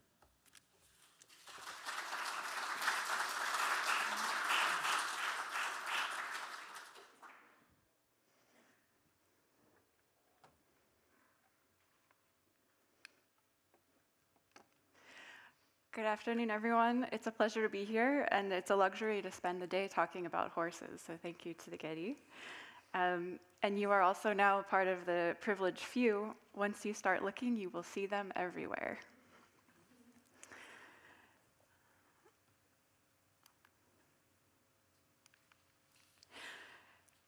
In histories of conquest and colonization, we find horses on all sides. In the invading nomadic armies, as the symbol of political leaders, and in the networks and alliances fueling this expansion. While they're not the prime movers in these historical dramas, horses are highly visible, large, charismatic animals imbued with great symbolic importance from their earliest domestication. Simply put, horses set certain men apart, or women, in their feats of strength, their wealth, and most obviously by sitting a good 4 feet higher than their peers. How dramatic it was, then, that the late medieval voyages of exploration brought European horses as far as the Americas, breaking a many millennia-long period of isolation between the continents. And what better symbol of conquest in this new land than the conquistador on horseback? The horse was a potent symbol of both conquest, the speed, mobility, and agility of invading forces, and colonization, the dominance of a new equine-mounted elite.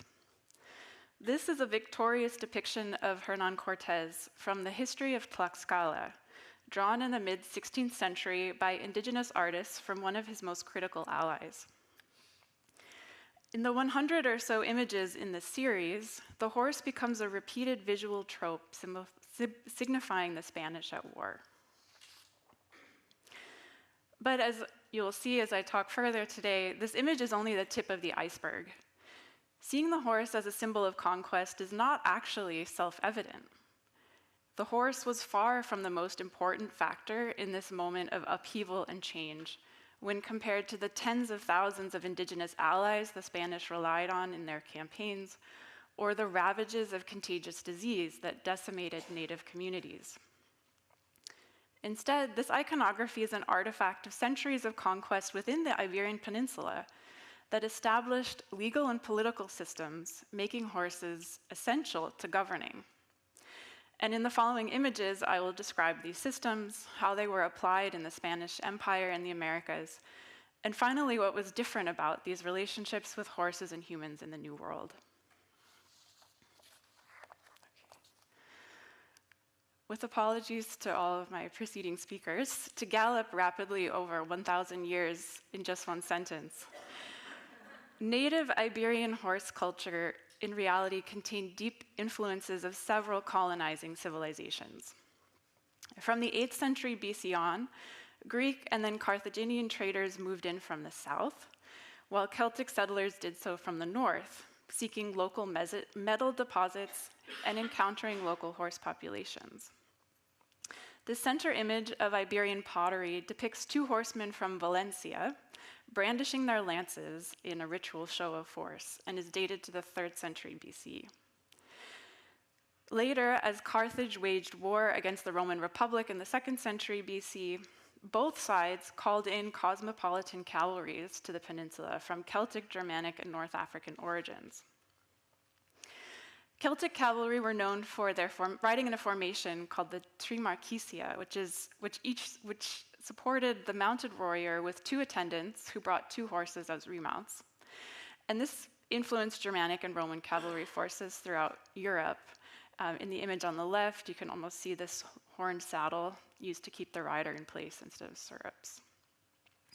But long-standing influences from North Africa were equally powerful in Iberia. On the right is a Numidian cavalryman, and these were sourced by both Carthage and Rome, known for their light cavalry tactics used in skirmishes, raids, and flanking maneuvers. This North African influence became more pronounced after the rise of Islam, as Arab and Berber forces would conquer and colonize the peninsula multiple times between the 8th and the 12th centuries. Arabic language sources offer few visual representations of these riders, but we can still see some of their influence here. On the left is an image from the Beatus of Gerona, a commentary on the Book of Revelation illuminated in the 10th century. It depicts an Islamic rider as one of the harbingers of the apocalypse, in a style that blends both Mozarab, or Christian Andalusian, and North African influences.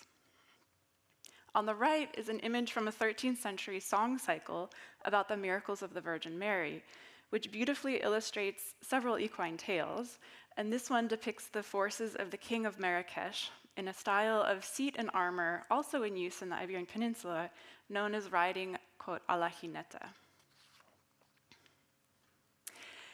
The order of medieval knights that developed in the High Middle Ages in Spain or Iberia, like the Order of Santiago, were slow to adopt the heavier armored styles you might be familiar with in Northern Europe.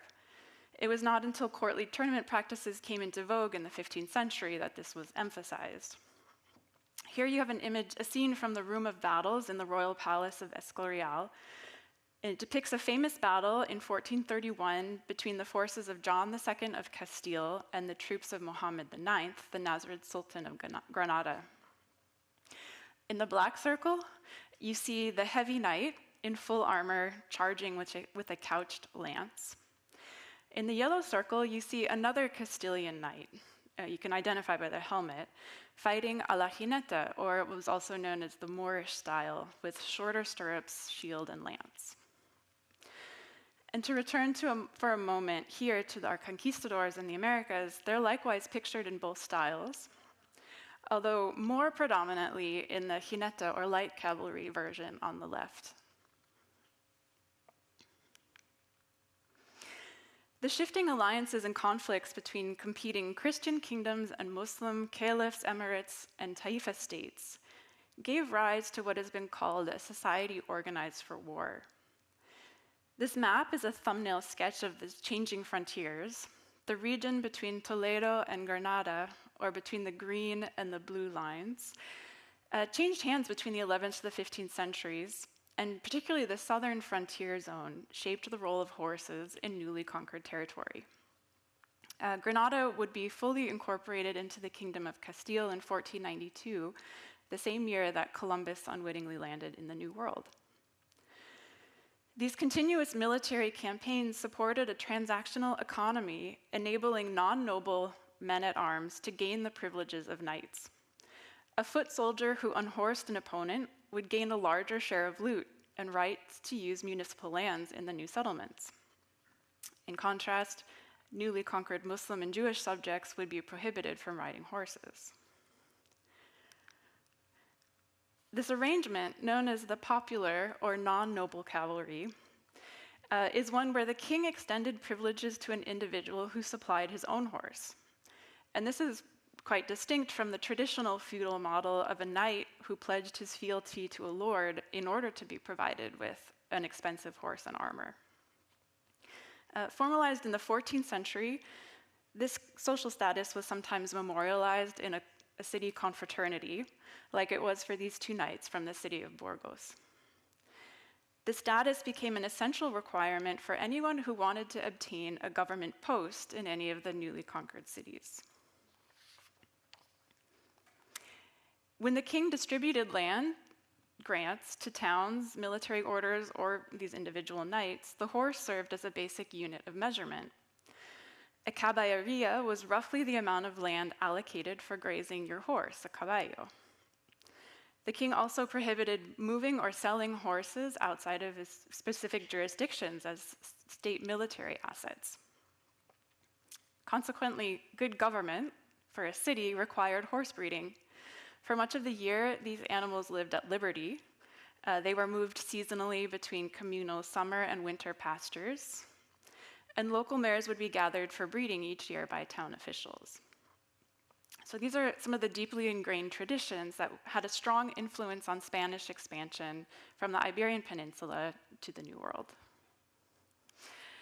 In 1493, not 92, Columbus returned to the New World to bringing the first 25 horses to the island of Hispaniola, today Haiti and Dominican Republic. Only 16 survived the journey. But horses soon multiplied across the Americas, re-establishing a species that had, to the best of our knowledge, gone extinct 10,000 years earlier. Although now in a new tropical environment, the horse's role in these conquest territories retained three core elements: gaining rights to use land, qualification for holding political office, and government breeding programs fueling further expansion. The map on the right shows some of the routes that introduced horses to different regions in North and South America. For example, a similar path to higher social status extended to the Americas, as many conquistadors received grants of land called encomiendas for their service.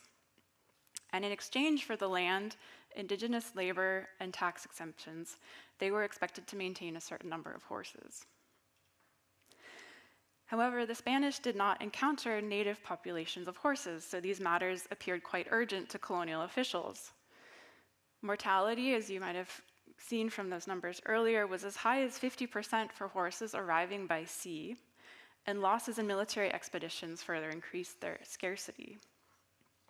Men joining the first invasion of Peru resorted to buying shares in an individual animal in order to claim partial reward for their service, quote, on horseback, because of the expense and scarcity of these horses. So the motivation to breed horses was high. Following trends in prices, it's estimated that livestock in the Caribbean grew 100-fold within the first 15 years. And by the second half of the 16th century, pastures in central Mexico boasted herds of tens of thousands of animals. Two critical reasons for this huge growth include the continuing depopulation of indigenous communities throughout, and also the loose or free-ranging herd management from Iberian traditions of transhumance transferred to new land grants that were often held in absentia.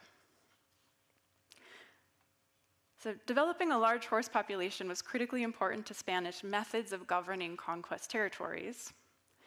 But the soon-to-emerge feral herds of horses, known as cimarrones, would also challenge Spanish domination over colonial environments. And we'll turn to that part of the story next.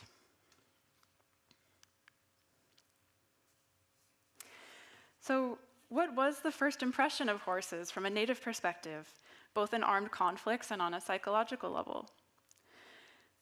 Domesticated animals were already in use in many places in the Americas for food and transportation. But the horse was unique in that it was strong enough to carry a full-grown human on its back. Fighting from horseback had distinct advantages and disadvantages depending on the terrain. Knowing this, the Spanish attempted to cultivate fear in indigenous peoples' encounters with horses, emphasizing the use of the horse as an agent of surprise, secrecy, such as burying horses that had died at night, and misinformation about their flesh-eating proclivities.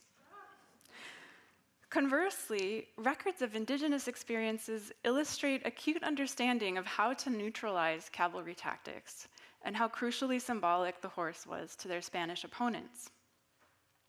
The Florentine Codex, produced in collaboration with indigenous informants, scribes, and artists in the Nahuatl language of central Mexico, is one of the most important post-conquest manuscripts for appreciating these indigenous perspectives. And the Getty Research Institute, as an aside, will be launching a new searchable digital edition of this text next week, so the timing is great. Book 12 of this text describes the arrival of the Spaniards to Tenochtitlan, or Mexico City, from the perspective of the Mexica in the Aztec Triple Alliance. Notably, approximately 1/3 of the 150 illustrations accompanying the narrative depict horses, giving the horse a marked prominence in the visual narrative. This image on the left is of Moctezuma's initial reception of the Spanish, and it captures highly emotive and expressive individual horses. The Nahuatl text in English translation reads, "Horses, quote, came with bells on, jingling or rattling. The horses, the deer, neighed. There was much neighing, and they would sweat a great deal. Water seemed to fall from them, and their flecks of foam splatted on the ground like soap suds. As they went, they made a beating, throbbing, and hoof-pounding like throwing stones."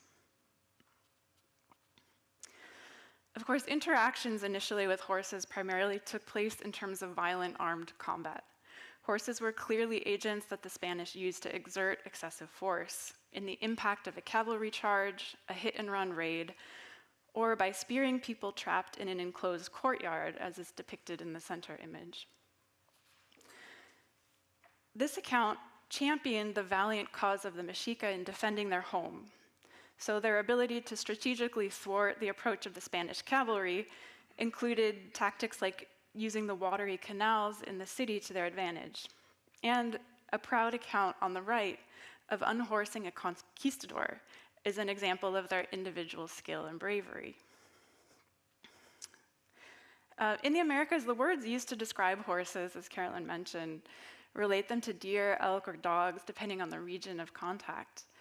In this text, we find a variation on the Nahuatl term for deer, and it interestingly does not distinguish between the horse alone and the horse and rider as a unit. So, who was the more powerful partner, the horse or the rider? These images show the horse's strengths and weaknesses, their mortality, but also attention to the animal's emotions and behaviors, to the point that the horse seems to become part of the Spanish battle regalia, and perhaps a cosmic source of their strength, much like the omens scattered throughout the text, a justification explaining the ultimate tide of war.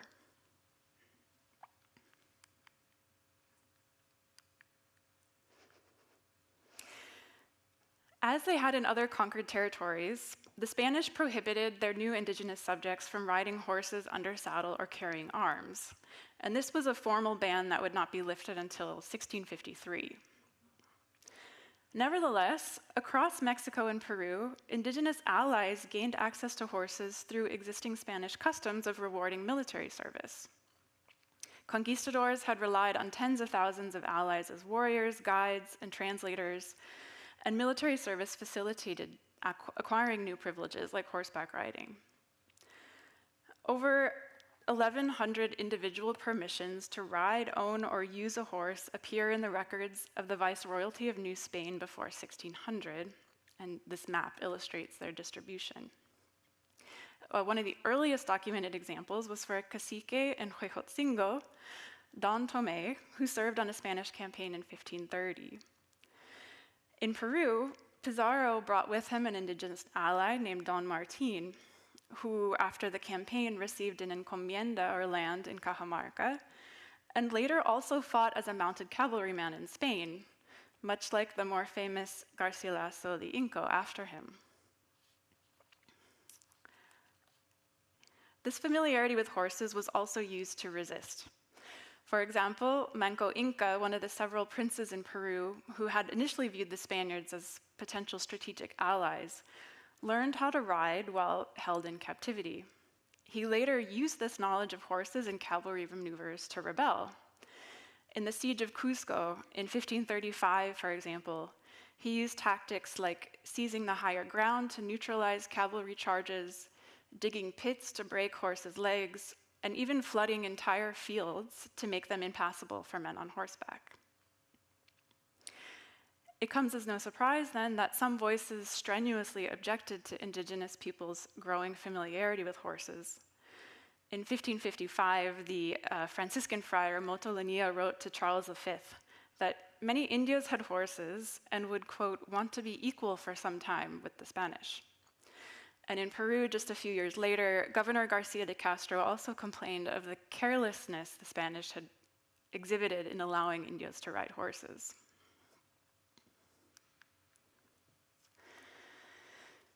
Developing an equestrian complex, or a horse culture, is a transformative cultural adaptation. You might think first what comes to mind are the cultures of the Great Plains, like the Comanche or the Lakota. But of all the diverse groups of people exposed to horses during this period of radical upheaval, only a few adopted the horse as an integral part of their culture, and a testament to the magnitude of making this change. In fact, many early accounts from both New Spain and Peru show a strong preference for killing horses over capturing them. And when horse theft was used against the Spanish, the animals were often killed or maimed rather than put to use. And in the upper left corner here, you can see. Which is to say, it took some time for new cultural frameworks around horses to develop. Familiarity with horses through Spanish spheres of influence, like the licenses to ride, was one avenue, but indigenous equestrianism also developed outside of Spanish control in the 16th century. The northern states of Mexico, highlighted in that colorful map on the right, known to the Spanish as the Gran Chichimeca, was the site of a long-lasting conflict between colonizers and a confederation of several indigenous peoples that began in the 1530s and lasted until 1590. To resist Spanish mining and slaving incursions, they systematically cut off supplies on the few roads available, the horse theft situation. By the 1580s, the Chichimeca reportedly had more horses than the Spanish and were trading horses further to the interior. This map is a map from the account of a town near Guadalajara. And you can see in the images and the figures both the proliferation of livestock, cattle and horses, as well as indigenous armed resistance almost everywhere. Chronicler Juan Suarez Peralta commented on the large number of horses wandering the northern parts of New Spain and described how the Chichimeca had developed their own form of horse breeding even, using temporary corrals. So the reports and pathways of horses making their way north still remain to be confirmed in greater detail, but have the appearance of beginning as early as the mid-16th century. Looking to the south, South America, we also encounter a similarly long-lived conflict fueled by horses in Chile, where the Mapuche people were early adopters. And this map, you just have to turn sideways. The north is to the left. Depictions of indigenous riders on horseback are extremely rare in historical documentation. But in this map from a 1646 history of Chile, they are memorialized as fierce opponents on horseback in both the upper right and left-hand corners. The chronicler Diego Ocaña tells the story of one well-known leader, Lautaro. Taken into service from his homeland by conquistador Pedro de Valdivia, he served as a stable groom before being brought to the southern frontier. On escaping to join the Mapuche cause, Lautaro took a leadership role in an offensive in 1554, where his force of 8,000 drove the Spanish cavalry off of a cliff in a total rout, and he also fielded his own cavalry force by the 1560s. 4 decades later, the conflict was still heated, and in the 1598 disaster of Curalaba, a Mapuche force captured 400 horses and other valuable loot from a Spanish fort. And this is a beautiful manuscript drawing of Anganamon's challenge on the left to Governor Garcia de Loyola, who died in Curalaba. And this indigenous leader was known for his tactical innovation of mounting his cavalry to keep up, mounting his infantry to keep up with his cavalry. The same year, a massive force of 1,000 mounted Mapuche emptied the countryside around Argol of all of its livestock in a massive raid. And in all, the Spanish lost thousands of horses to a remarkably large opposing indigenous cavalry. So before today, you might have thought of the horse as a tool of conquest employed by their human riders and military commanders. But these examples also show how human culture is shaped by the cascading effects of our more than human relationships. First, based on centuries of conquest and colonization within Iberia, horses had served as a basic measure for gaining social status, access to political office, and distributing territory. A growing abundance of horses measured the progress of Spanish colonization in the New World in some sense. But it could also be argued that these same policies generated the feral horse herds that created new problems for colonial control. On the other hand, indigenous actors also had their own interests in mind as they became more familiar with horses across military, political, and economic arenas. They slaughtered them, they stole them, they rode them, took care of them, traded them, and used them for their own political ends. Ultimately, from the story, we can see that horses influenced how conquest and colonization unfolded. They served as engines of both social exclusion and social mobility across the Spanish Empire.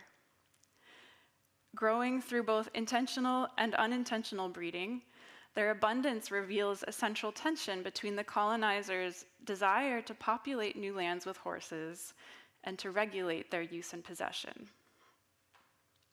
And indigenous equestrianism developed both within and outside of Spanish areas of influence, meaning that the horse spread not only as a symbol of conquest, but also a tool of resistance. And so, emphasizing this type of agency within horse-human relationships during periods of conquest and colonization offers us a much richer tapestry of historical continuity and change. Thank you.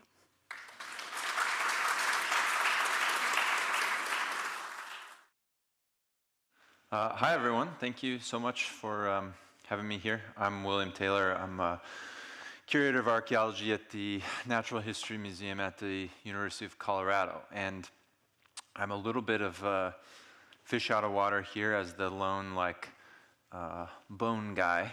But I think it's really nice here to come at the heels of so much excellent scholarship on things like history and art, because we've seen such a nice sampling of the human horse story. So what I'm going to try to do today is just give a little bit of an overview of how we kind of put together that big picture of people and horses, and maybe some of the ways that the changing landscape of science is changing the way we think about those things.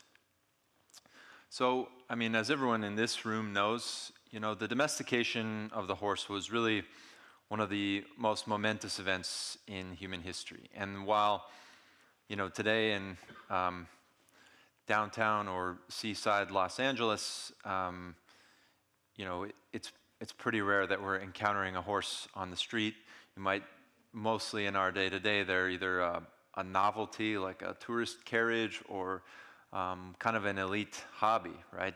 I think I like to watch videos of Arnold Schwarzenegger on Instagram, and he has, he's got his little mini horses that live with him. But for most of us, most of the time, horses have kind of retreated from their immediate visibility in our day-to-day life. But it really wasn't long ago that horses were really fundamental to almost every aspect of that day-to-day life. Things like agriculture and military, but even down to just basic day-to-day communication. So this is a little commemorative stamp I took from Mongolia, where the horse-based postal system was still rocking and rolling through World War II, and maybe even a little bit beyond. And so for me, trying to understand the ways that horses came to shape the world that we lived in, and how those have changed over time is an important question. And one of the reasons it's particularly important, I'm going to jump forward here, is it kind of shaped my own family's history. So this is my grandfather, Park Taylor. I grew up in Montana. My grandpa here was a classic kind of Montana rancher. My dad also grew up on the ranch, and then I was the first generation that just kind of grew up sitting around in the city, right? But kind of amidst the legacy of all this kind of horse culture, right? And so for me, trying to understand how we got to this point and what it all means is kind of a way to understand my family's role in the world too. So I thought this was an interesting little picture just to show this horse infrastructure here in LA. This is like one of the streetcars from the late 19th century. And as I was looking at this picture, I was thinking this is probably a more efficient way to get to my hotel than budget rent-a-car, which start to finish took me about 3 hours. So yeah, not all progress is forward. So, okay. So, as an archaeologist, and I think we had a couple of talks nicely highlight this, horses are incredibly special, and in fact, the horses are the first animal for which we really have a solid evidence of a deep human connection. And that goes back as far back as 500,000 or even almost 1 million years. Sites, incredible sites from places like Central or Western Europe, Schöningen or Boxgrove, show evidence of people not just hunting horses, but making tools out of horse remains, and really having a sophisticated understanding of their ecology. as Carolyn mentioned, horses are among the earliest works of human art and among the most depicted animal in certain areas like the Eurasian Paleolithic. And so we have this very, very long and deep and intimate relationship. But the earliest chapters of that relationship may look very different from, Arnold Schwarzenegger and his mini horse, or even just understanding how horses came to live in such close connectivity with people, develop things like their role as a transport animal, right? Which is one of the ways that we're most familiar with them today. So a lot of my work as an archaeologist seeks to understand, the transition between, this point and this point. And unfortunately, for the deeper we go back into the past, the harder that process really becomes. Today, we've seen, some glorious, artistic or even historical documentation of the human-horse connection. But in fact, many of the places that we want to know, the origins of horse cultures, we're also going beyond the limits of the historic record into areas where, we're talking about kind of cold, frigid, subarctic grasslands, right? Areas where folks weren't necessarily leaving behind a wealth of artistic depictions or classical archaeological materials. And so we really have to think creatively to find ways to explore these early aspects of the human horse story when we go a little bit deeper into time. So a lot of my work is centered around trying to figure out, is there a workaround here? And how do we understand the first chapters of that human horse story when we don't have, beautiful works of art? So one of the things that we do often have, and the thing that I spend most of my time doing, is looking at animal remains from archaeological sites. So obviously bones, preserve relatively well. They're relatively present and ubiquitous in the archaeological record, and encode a surprising amount of information about, not just about horse biology or some of the things we might expect, but actually about all sorts of nuances of the interactions between people and horses. And I kind of learned this out of necessity myself when I started trying to understand the origins of horse culture and human-horse relationships in Mongolia. So I did my dissertation research here in the beautiful open steppes of Mongolia. Now, Mongolia is a place we all, associate, at the drop of a hat with, great horse cultures like Genghis Khan and, the Mongol Empire. But it's proven surprisingly challenging and elusive to understand the beginnings of that, domestication or human-horse relationship there. And part of the reason is that the historic record is kind of written from the outside looking in, right? So for a long time, there was a lot of folks with their own agenda who would have said, hey, Mongolians started riding horses in around the 2nd century BC, just so happened to coincide with the unification of China, right? And sort of an accidental symptom of, the greatness of early Chinese states. Might not surprise you to learn that Mongolians didn't love that idea. And in fact, there's this kind of rich but also confusing archaeological record that extends, 1,000 years or so beyond that 2nd century BC, and doesn't quite tell us a lot of things with certainty. And so these are some beautiful stone monuments. They're known as deer stones for their elaborate kind of deer kind of tattoo-like carvings. They're sort of these anthropomorphic human-like figures. And they emerge all over the Mongolian steppes, and even as into China, Russia, Kyrgyzstan, even kind of at the end of the 2nd millennium BC. And they have horse burials around them, sometimes in the 1s or 2s, sometimes in the dozens, hundreds, or even thousands at a few sites. So it looks like this sort of explosive new relationship with horses. But there isn't, as I said, like a rich, this is kind of it in terms of what do we have to look at. There are these stones and there are these bones. And so this is kind of where we had to work from in terms of understanding that relationship.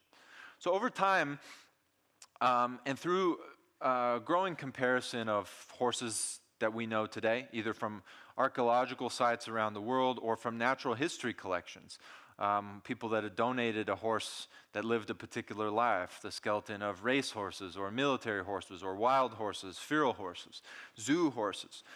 We began to understand that there are so many aspects of the life history of a horse are actually recorded in some way in the skeleton, right? The skeleton is this kind of reflection, chronicle of the life of the animal that it once belonged to.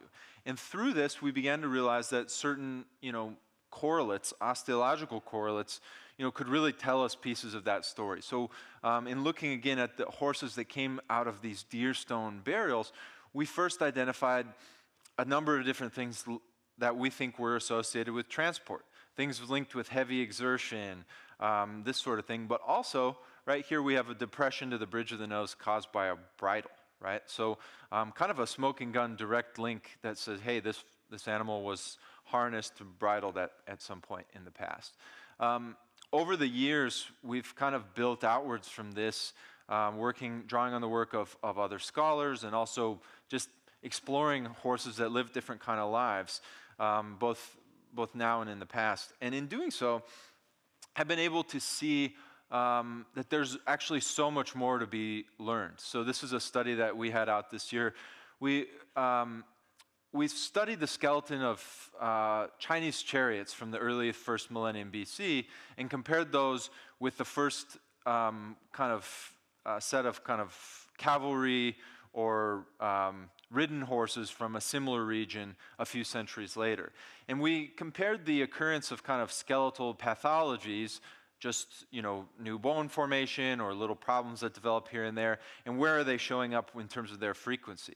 And we found that, in fact, as it might not surprise you, but which is very valuable to us as archaeologists, that different kinds of repeated activities will leave different patterning in those little skeletal changes. So for here, these animals that were pulling these royal chariots, they developed problems in the kind of their neck and shoulder, but not so much in that kind of middle back region where kind of mounted riding was generating a lot of problems. So this is one example of the ways in that kind of holistic full skeleton studies are actually allowing us to parse out things occasionally like how was this animal used in the past, and to add these to our toolkit of exploring early domestication. This has also allowed us to do things like recognize certain kinds of equipment, right? So we had a study out this year where we, without the equipment being there, we're able to say that a certain type of relatively nasty Spanish colonial bit was probably used to control a well-preserved horse from central Kansas in the 16th century, just on the basis of how the mechanics of using that piece of equipment might have affected the animal while it was alive and what was left preserved in the skeleton. So archaeozoology has turned out to be this incredible tool to understand the living history of an animal and pull together these bits of the relationship with people, right? How was it used? What kinds of equipment? Even aspects of early veterinary care, things that we can sort of read from the tea leaves here of the skeleton. But what's been really amazing over the last sort of 10, 15, 20 years has been the sort of revolution in archaeological science of biomolecules. Now, archaeologists, this means a lot of different things, and we'll show what those things are. Archaeologists for many, many years have been a really big fan of radiocarbon dating, right? This is a scientific technique that allows us to measure sort of how many years ago, with a plus or minus error term, an organism died, right? Based on, the frequency of an unstable isotope of carbon that remains in that organic material that's left. But what's been different is that over time, our precision at measuring this and the speed and the price at which we can get a precise radiocarbon date has just sort of improved and improved. So now, rather than just a ballpark figure, we can actually understand, we can apply it to whole data sets, right? And use scientific dating to do things like tracing, in this case, we kind of studied the first spread of domestic horses into the Mongolian steppe just by doing a lot of this and mapping it out, right? So that ability to build larger data sets built on radiocarbon dates has been very powerful and important. Sorry, my microphone's kind of falling off my ear here. The really big game changer here has been changes in genomics, right? So hard to believe, it was just a few years ago, really, in big picture terms, that we began to sequence, full-scale genomes. But nowadays, ancient genomics is so sophisticated that it can handle really bad, poorly preserved, fragmentary material. And it's not just a thing about understanding evolution or, pharmacology or these sorts of things anymore. Now, ancient DNA can be an applied tool for archaeologists. So I can find a single specimen and say, hey, tell me what you know from a little bit of DNA on this specimen. And we can learn from a bone, whether that animal was male or female, whether its parents, we can see a mule versus a horse. Or sometimes we can even see aspects of their, what they were like when they were alive that we would otherwise never see, like their coat color, right? And doing this has allowed us to really visualize, these changing human-horse relationships over time, to see the emergence of the way that things like aesthetic preference of people or trade or these kind of things are actually manifesting in the archaeological record. And then, other biomolecular tools like isotope analysis allow us to take a single tooth and learn all sorts of nuance about the relationship between people and that horse. Things like this sequential analysis of isotope in a single tooth told us in this case of one of our ancient horses exactly where the animal likely spent its time during a year of its life. And they showed us that this horse, which was found again in central Kansas, was probably fed during the winter months with corn because of the changing signature of carbon isotopes. That allowed us to say that this horse was integrated, into a kind of an indigenous economic and management system, all from just a single tooth here, right? So over time, the ability to analyze all these different lines of evidence from what, just a few years ago would have just been called a horse bone and put in a box, has really changed the game in terms of our ability to understand the deepest chapters of the past. So here's where I'm going to get into trouble, because not everyone agrees with me. But I think it's totally crucial now that we're armed with these tools to revisit how we think about the origins of horse domestication. And in particular, right now, the main candidate from probably the last 10, 15 years for understanding when were horses first domesticated will focus on northern Kazakhstan, a site called Botai, dated to around 3500 BC. Now, Botai is a fascinating site, thousands and thousands of horse bone, almost 100% of the animal bones recovered from the site are horses. But it's a site that the argument for domestication has been built largely without the presence of the tools that I've shown here today. And over time, kind of these emerging techniques kind of prompting us to kind of revisit these. So in particular, one of the big arguments for horse domestication at Botai was the recognition of a certain kind of, let's see if I can get my pointer to go here, a tooth or two that have a pretty, unique sort of problem, right? This is a wearing off of the anterior edge of that tooth. When we, first began to recognize that horse transport could be traced in their bones and teeth, this was a good candidate for something that might have been caused by a mouthpiece of a bridle, right? But over time, we've developed a recognition that these problems and some of their, this particular feature actually also visible very frequently in wild horses from the North America during the last ice age. And that perhaps developmental and nutritional defects can produce things that look a lot like damage related to transport. As the biomolecular toolkit has expanded, this has also caused a lot of kind of upheaval to the narrative of horse domestication, showing that all the horses from this side of Botai, once thought to be the origins of the human-horse domestication relationship, are actually not ancestrally related to domestic horses at all. They're instead the Przewalski horse, which we saw a little bit about today, and which has today been reintroduced in certain areas of Mongolia and Central Asia. And so while some folks took a look at this and said, oh boy, well, I guess we have 2 horse domestications, and then this one didn't work out, this has prompted others of us to kind of take a second look and a more skeptical look at the idea of Botai as domestication at all. And in fact, this is a couple of the finds from Botai in which some of those horse bones were found right with kind of the arrows in the ribs there, showing that they were actually hunted, right? So there's a lot of ongoing discussion around this, but as those biomolecular tools have improved, it now seems that the DNA and the archaeology actually kind of converge. Around 2000 BC, we have our genomic evidence for the first ancestors of modern domestic horses. And they're appearing in this kind of same region of Western Central Asia, the northern kind of Black Sea steppes, the Ural Mountains, and even into, northwest Kazakhstan.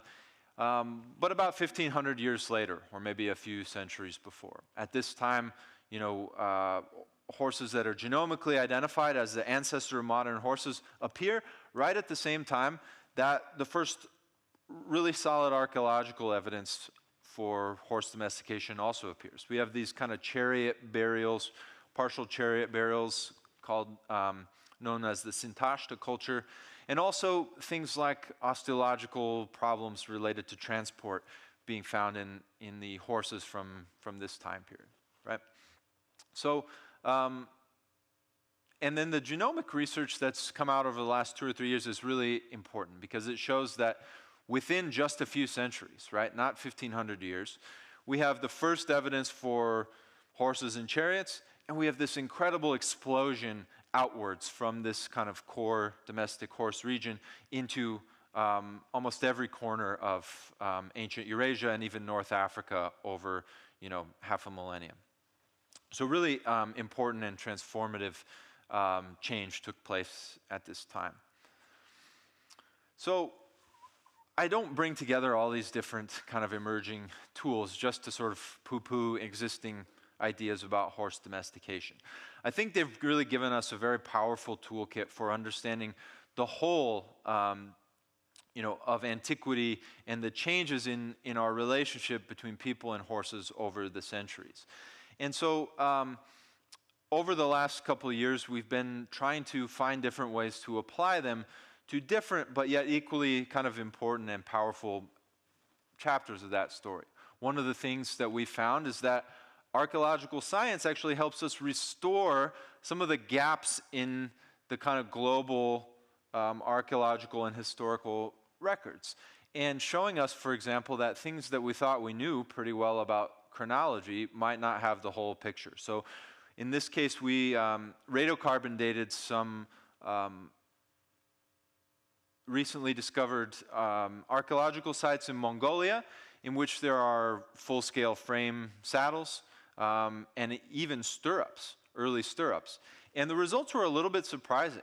Suggests that although historical texts might point somewhere like China or Korea, that some of the world's earliest evidence for both a kind of a wooden frame saddle and a real stirrup might have actually either been early adopted or even innovated in the eastern steppes of Mongolia, right? And something we would never know without the kind of scientific archaeology. But these tools are not only useful simply for understanding the deepest chapters of the past. And in fact, just this year, we found that one of their most important applications is in kind of counterbalancing perspectives that you might draw from history alone. And so we had a paper, folks mentioned it a little bit out earlier this year, in which we did an expansive program of kind of looking at what stories we could learn from horse bones in the Great Plains of North America, doing a lot of radiocarbon, ancient DNA.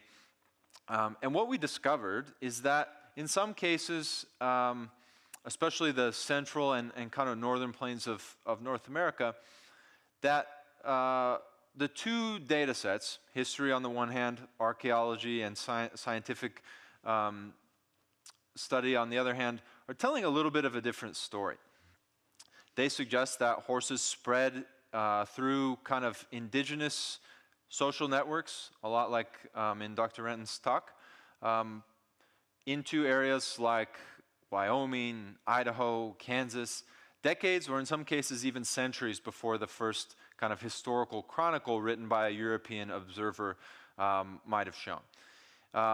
These perspectives are aligning with a lot of the sort of traditional knowledge from our indigenous collaborators and partners. So we worked with scholars, elders, scientists from native nations across the plains, particularly folks Comanche, Pawnee, and Lakota folks. And the archaeological techniques turned out to be an important and powerful complement for exploring the role of historic records in kind of shaping and perhaps biasing the way we think on these topics to an important degree. And so I think this is a very powerful and important kind of new direction for archaeological science to work as a kind of a collaborative toolkit for expanding, questioning, or probing some of what we think we know from existing lines of inquiry.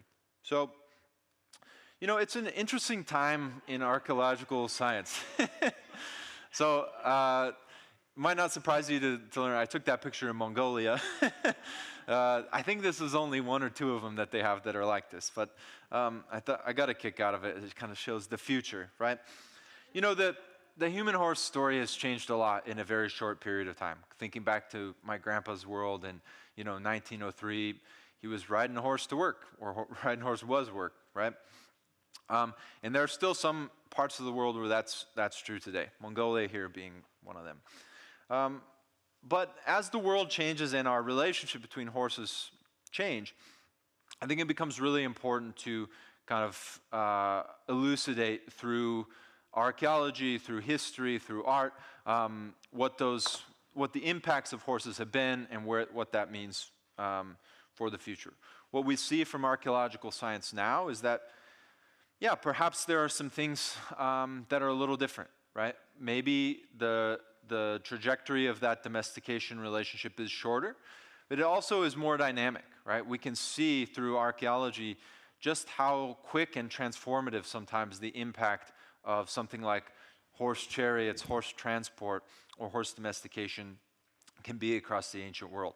I think that it also gives us a chance to, through archaeological science, elevate the contributions of the world's horse cultures, which are often in these kind of remote, cold, pastoral, nomadic contexts that when we take a history record-based approach, often kind of get short shrift, right? And so these scientific tools are allowing us to fill in some of those gaps in important ways. And if we can do so collaboratively, I think we have the ability to tell some very, very new and some very, very important stories.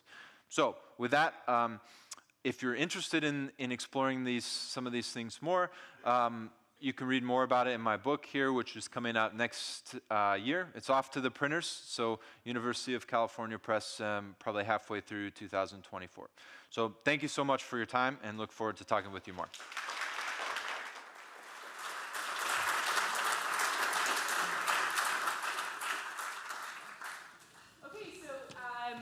We're going to start our Q&A session momentarily, but what I would like to do, just to sort of refresh everyone's memory, because we've had awesome, I think, afternoon of talks, and we've kept the Q&A period for the end, is we're going to go through each of the speakers, and I have warned them of this ahead of time. I'm not throwing them under the chariot, so to speak. Ask them to in 30 to 60 seconds, really sum up what they think the key takeaway of their talk is about the horse-human partnership, and I guess I will use my privilege to go first since I spoke first.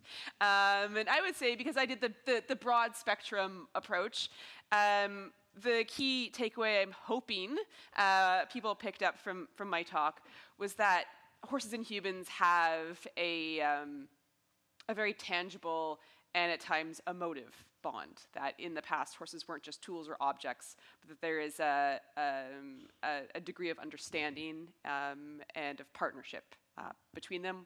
I think I get to have the cheesiest one because I had the most broadly based talk. I can't be quite as specific as everyone else. So I will hand it over to Carol. I think from Xenophon, we learn how little has changed. Horses are horses. We may change how we sit, how we move the horse to do what we want it to do, but we have to do it in concert with the horse, and we're all after the same ends, that we are a pair working together. Horses don't change, our approach to horses does, but also Xenophon makes it very clear that one of your goals is if the horse doesn't do what you want, you can be in big trouble. So that's the point. Sinclair. Whatever field you're in. Yeah. I think I would argue that the Romans lived in a world full of animals. It's remarkable, the animals that they came into contact and lived with, but that the horse is the only animal that was a social binding agent in their society, and as I hope I've shown, not just in life, but also through death. Catherine.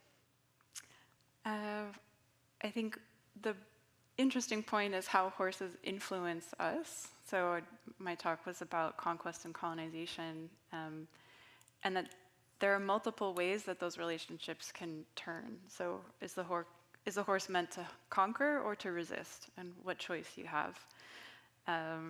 I'm also inspired by the idea of what Anna Singh in Feral Atlas has called a counter-intentional effect with our relationships with animals and the natural environment, that we have to take into account our negotiations with those non-human animals and the interspecies landscapes that we are looking at historically. And Will. Cool. I think my simplest thing is that bones are amazing.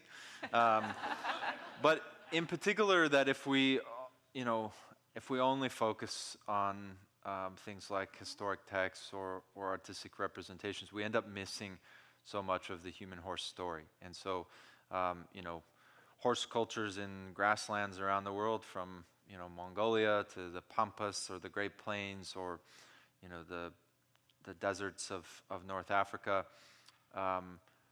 there are pieces of that story preserved in bone. And if we really want to understand and do justice to the contribution of folks from horse country, we've got to look at bones. I think it's pretty clear, I think from all of us, the horses connect us together, and they're this really just fantastic, almost living artifact that gives us this tangible, very real connection to past and present. So with that, we're going to have a mix of, so Shelby is wrangling our online questions. So those of you attending online, we know you are there. But of course, we have our in-person audience as well. So we're going to sort of bounce back and forth. I'd love to give the opportunity for some of our in-person attendees to ask a question. We have people with microphones. We can pass those around. Oh, and we've got a taker. Awesome. Is it on? Okay, I was a blacksmith for 15 years, shoeing horses. And in all of my research, because I was trying boots and glues and everything, nailing a horseshoe with horseshoe nails on a hoof has been for centuries, and it is the best way to nail in the most practical way. But in all of your research, did you come up with hoof care, boots, shoes, nails, addressing hoof issues, because they're a big issue in terms of traction, in terms of sore hooves and damaged hooves and thrush and disease. So as a blacksmith, I ran into all that with the horses I worked on, so I assumed through antiquity. And what did you find in terms of the documentation or whatever of how previous cultures addressed the hoof? So I'll pass it to Carol, maybe to start, because I know Xenophon talks a little bit about feet. He does like his feet, so. Right. Xenophon knows that they really need their feet. Horses have to be sound and they have to be well behaved. And so he has this wonderful section in which he says, put round stones in the paddock, heap stones up, have them stand on that, and toughen their feet in that way. That's the most he says about it, but it's telling. He also talks about, in one of his other texts, when they're sort of marching through Turkey, up in the high mountains, the locals in the snow recommend putting bags over the horses' feet, almost to make them like snowshoes, I presume.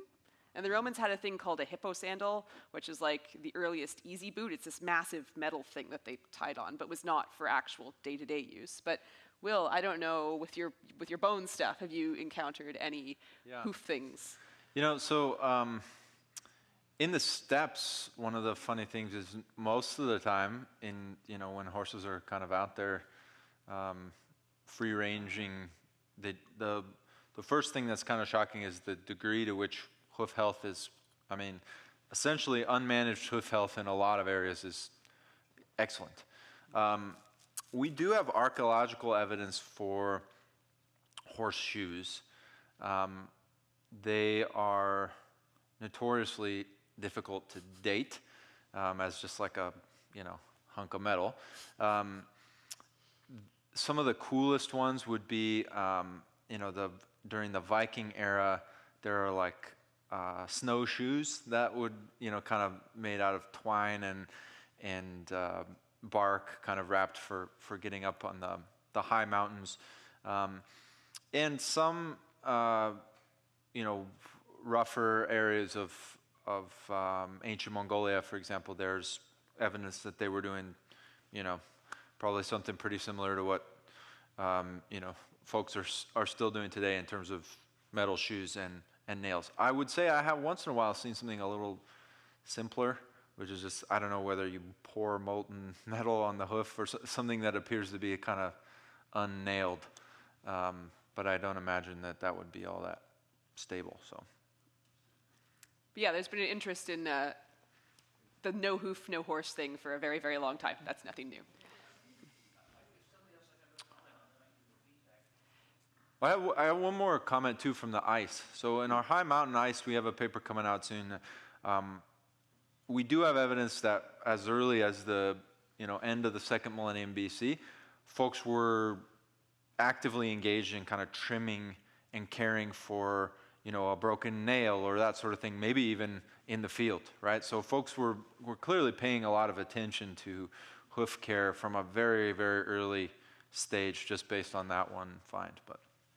So we're going to go to the very back first. Lisa is pointing at someone. Yeah, both Carolyn and Catherine list in their bios something called where is it?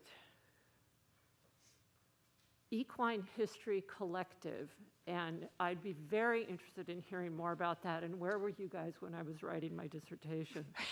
I will, so I've just become past president of the Equine History Collective, but as Catherine was one of the founding members of this super awesome group, little plug, we can do a plug, I'll let Catherine talk about the EHC a little bit. Sure. Well, you can find it on www.equinehistory.org. And it rose out of dissertation research, likewise being one of the, you're not wanting to be isolated as the horse person. But the more you dig into the topic, the more you realize it has roots across cultures, across time periods, and that you can never hope to be an expert in all of them. So you need to know a good archaeologist and a good classicist to help you decipher some of those clues. So it's a affordable membership-based group for anyone interested, either from a scholarly perspective, a professional perspective, or personal interest, horse enthusiast perspective. Veterinarians, farriers, artists, whole 9 yards. So yeah, come find. All right, we'll do one more in-person question. So we got one in the back, and then we'll jump to our folks online as well. Hello.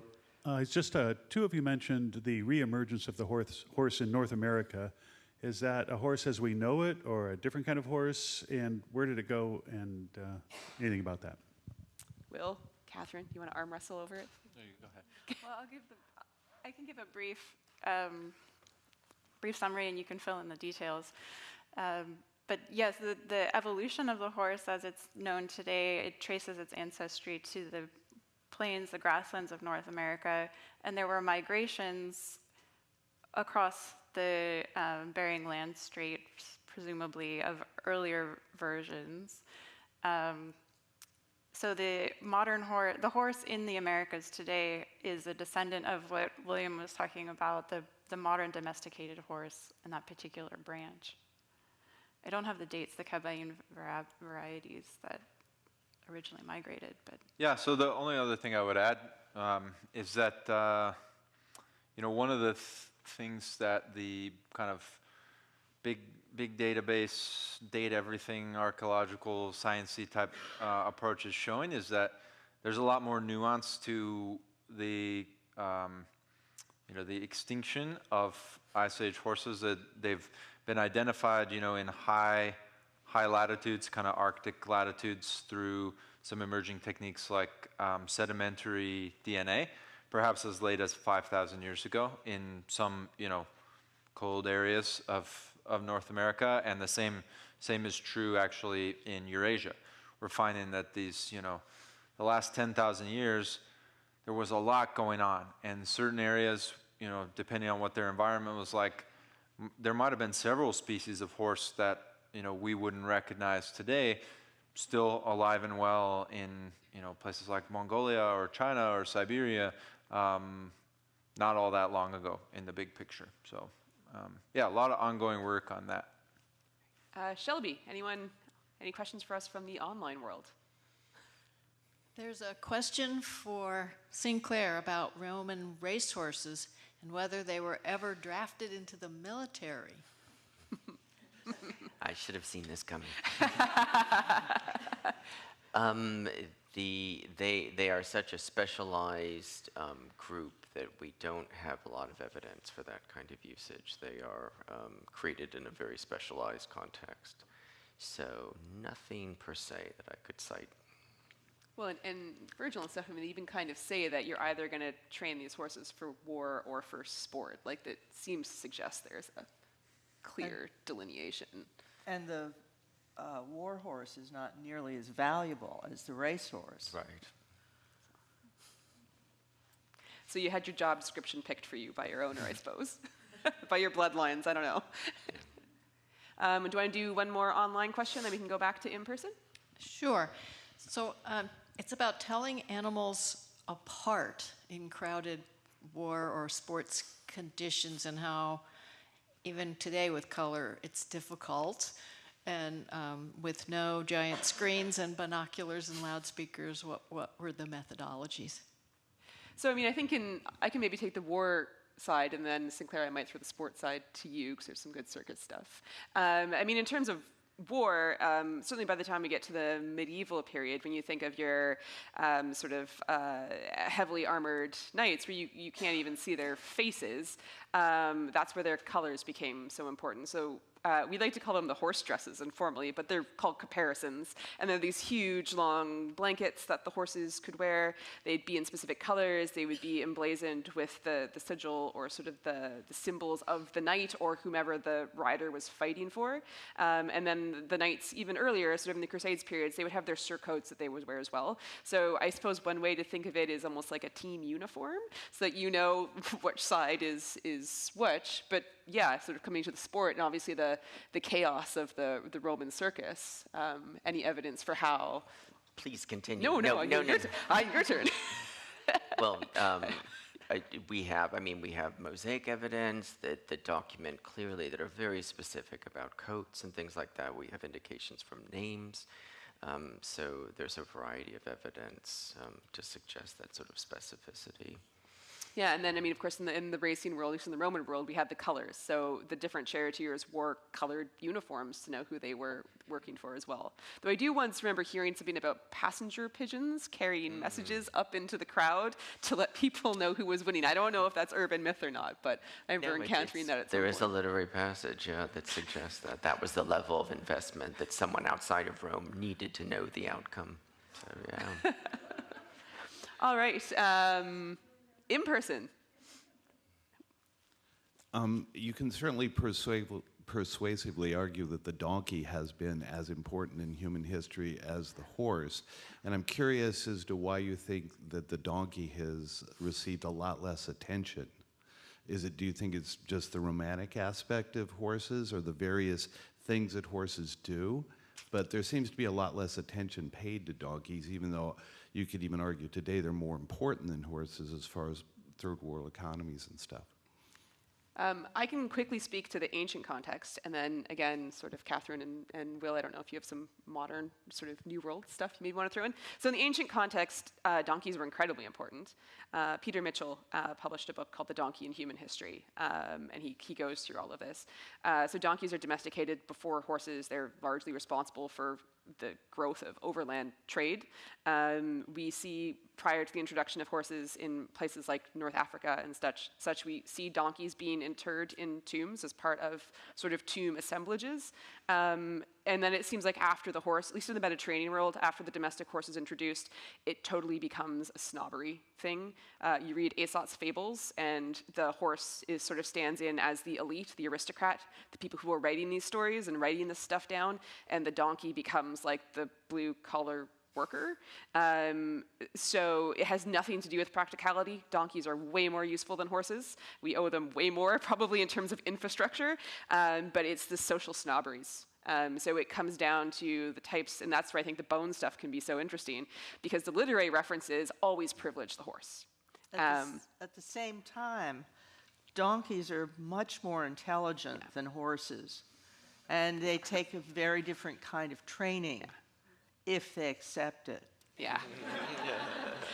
So yeah, from the personality and social snobbery that the elites have a lot to answer for in the classical world, but and to jump off of the snobbery piece, so within Iberia, it was actually really well known for having a large breed of donkey, and through that, mule breeding was really important, especially in the southern part of Islamic Spain. They had camels as well, so that the roads in that mountainous region, mules and donkeys, their hooves were much hardier and much preferred, actually, for practical reasons. And one of the interesting twists of that snobbery is that the king wanted his subjects, particularly the nobility, to ride horses for the prestige and image. Many of the nobles in late medieval, early modern Spain actually preferred their mules for comfort and ease and practicality. And so there was a lot of tension between the two groups where in order to ride a mule, you had to provide a horse. And so mule riding also took on its own special characteristic within the Iberian Peninsula. And they were bred and shipped in the New World for like mining purposes, for example. So for a lot of industrial and practical reasons, they were extremely valuable as well. I'll also add that they're not the same animal. I mean, it is true that the donkey's gotten short shrift. Sorry, my mic's going. I just have such big ears. Speaking of the donkey. But their ecology is different, right? And you can cross from the donkey line into the horse line if you drive around Central Asia enough, but we have the same line somewhere in the American Southwest. And I think that their relationship with societies are just really different based on, where they do well. What's their ancestral habitat? I think it's interesting to think about mules, right? Because that same process was totally true in the ancient world. Everybody likes a mule, but there are often these kind of transcontinental trade networks emerging to make the mules and get them north, right? And so as we're entering a post-horse world in some ways, right? The places that horses are still important and the donkeys are still important, are, I think, still in line with kind of those conditions, right? So you're not going to think we're in a post-horse world if you go to Mongolia, right? You go out to eastern Montana or North Dakota, right? And you see, you wouldn't recognize that idea of a post-horse world. Same is true with donkeys, right? And in certain parts of the world, like, we had a visit to Egypt earlier in the year, and there's donkeys everywhere, right? And so I think that piece of it plays into that as well in terms of where they're still important. Definitely. Another in-person question. Yeah, that's actually a great segue to the question, which is, now that we have this wonderful history about the horses, and thank you for today, what do you imagine will be the future for horses? Yeah. A lot of us are concerned. I don't know who wants to take this. I mean, I have thoughts, but yeah, let's give it to Carol. Well, I think it depends upon what kinds of horses you're talking about. Sport horses are very popular in America and in Europe at this point. And sport horses of different kinds bring in lots of money. Now, I had a jumper, and I was told, only way you're ever going to make money off this good horse is if you sell him, because the prize money isn't so great. So, dealing in sport horses is a big business. We can also see the world of horse racing changing rather significantly because of all the doping allegations, and for instance, Bob Baffert gets in big trouble finally. And so people start to ask, how come you're racing horses that are 2 years old? What's the age for chariot horses to be ready? 5? Yeah. In the Roman world. So I think a lot of changes may be coming along that will actually help the horse, but it will, I think, be much more of a sporting thing than anything else. Yeah, and I think sort of to build on that, we've seen, I mean, I think there are more domestic horses around now than probably there ever have been in human history. I mean, they're all over the place, and we've found these new niches for them. But especially in the sport world, and also, equine therapy, hippotherapy, using horses as wonderful therapy animals. But then when we're seeing a decline in seeing endangered breeds of domestic horses, or when we look at the draft breeds like your Suffolk Punches and your Shires and your Clydesdales, that again were so formative for a period of human history, with agriculture and with the sort of the early industrial revolution. And I mean, I have a soft spot for draft horses. They are lovely. Don't buy your kid a Shetland pony, buy them a Clydesdale if you really love that kid. There's lots of Shetlands are also great, but Shetland ponies. But because they are big, and they require so much. They can require so much maintenance, and they don't transition always into the sport world and things like that. We are seeing these heritage breeds that were so important that are now declining, and there's been a lot of push and a lot of advocacy to try and preserve these breeds because they're wonderful and again genetically important and historically important. Yeah, I don't know that anyone's going to ship a horse into our traveled outer space. But just looking backwards, how recently it is that this shift away from horses being central, it's also good perspective to have. I mean, in doing research today, I talk to people who have, it's 1 or 2 degrees of separation from a horse. It's not that far, like a grandfather or a cousin who has a farm.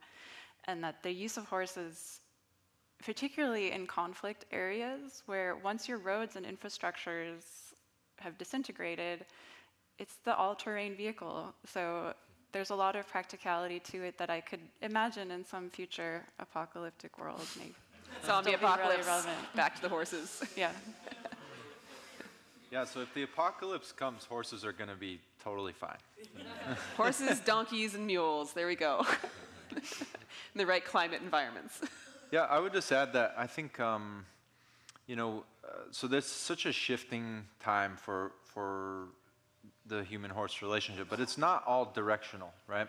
I think, one genetic study came out which which tried to quantify most of the changes in the horse genome. And it turns out that 99% of the changes in contemporary horse genomes are within the last maybe 300 or 400 years, right? And so our relationship with horses is changing a lot. Some of it is kind of weird. It's like horses are being cloned for racing, and some of these,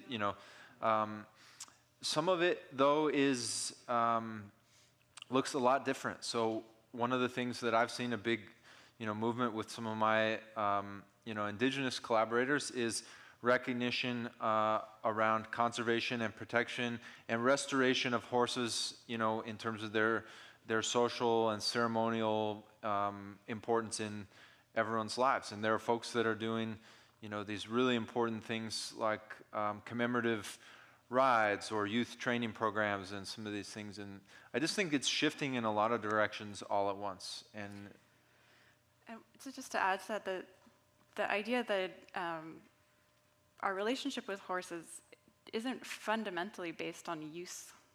I think looking at the cave paintings and going back to that fascination with the sociality of horses and horse behavior, that fascination and symbolism probably preceded our training and domesticating and use of it, and that will probably persist.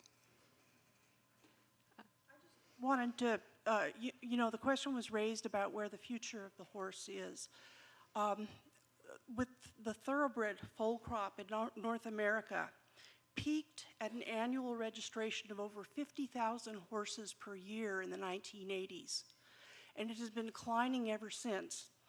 Jockey Club, based on their reports of mares bred submissions recently, projects that the foal crop for 2023 will be on the order of between 15,000 and 18,000. That's down from 50,000 per year in the 1980s. And there's been a similar decline in mainly with the racing breeds, like the standard breds, the racing quarter horses, as tracks are closing and as racing dates are declining. And I've kind of noticed that there's two different groups of people. There's people who are involved hands-on with horses, who will continue, to want to be involved with horses. But for the rest of the urban environment, they know more about pterodactyls than they do about horses. I'm not joking.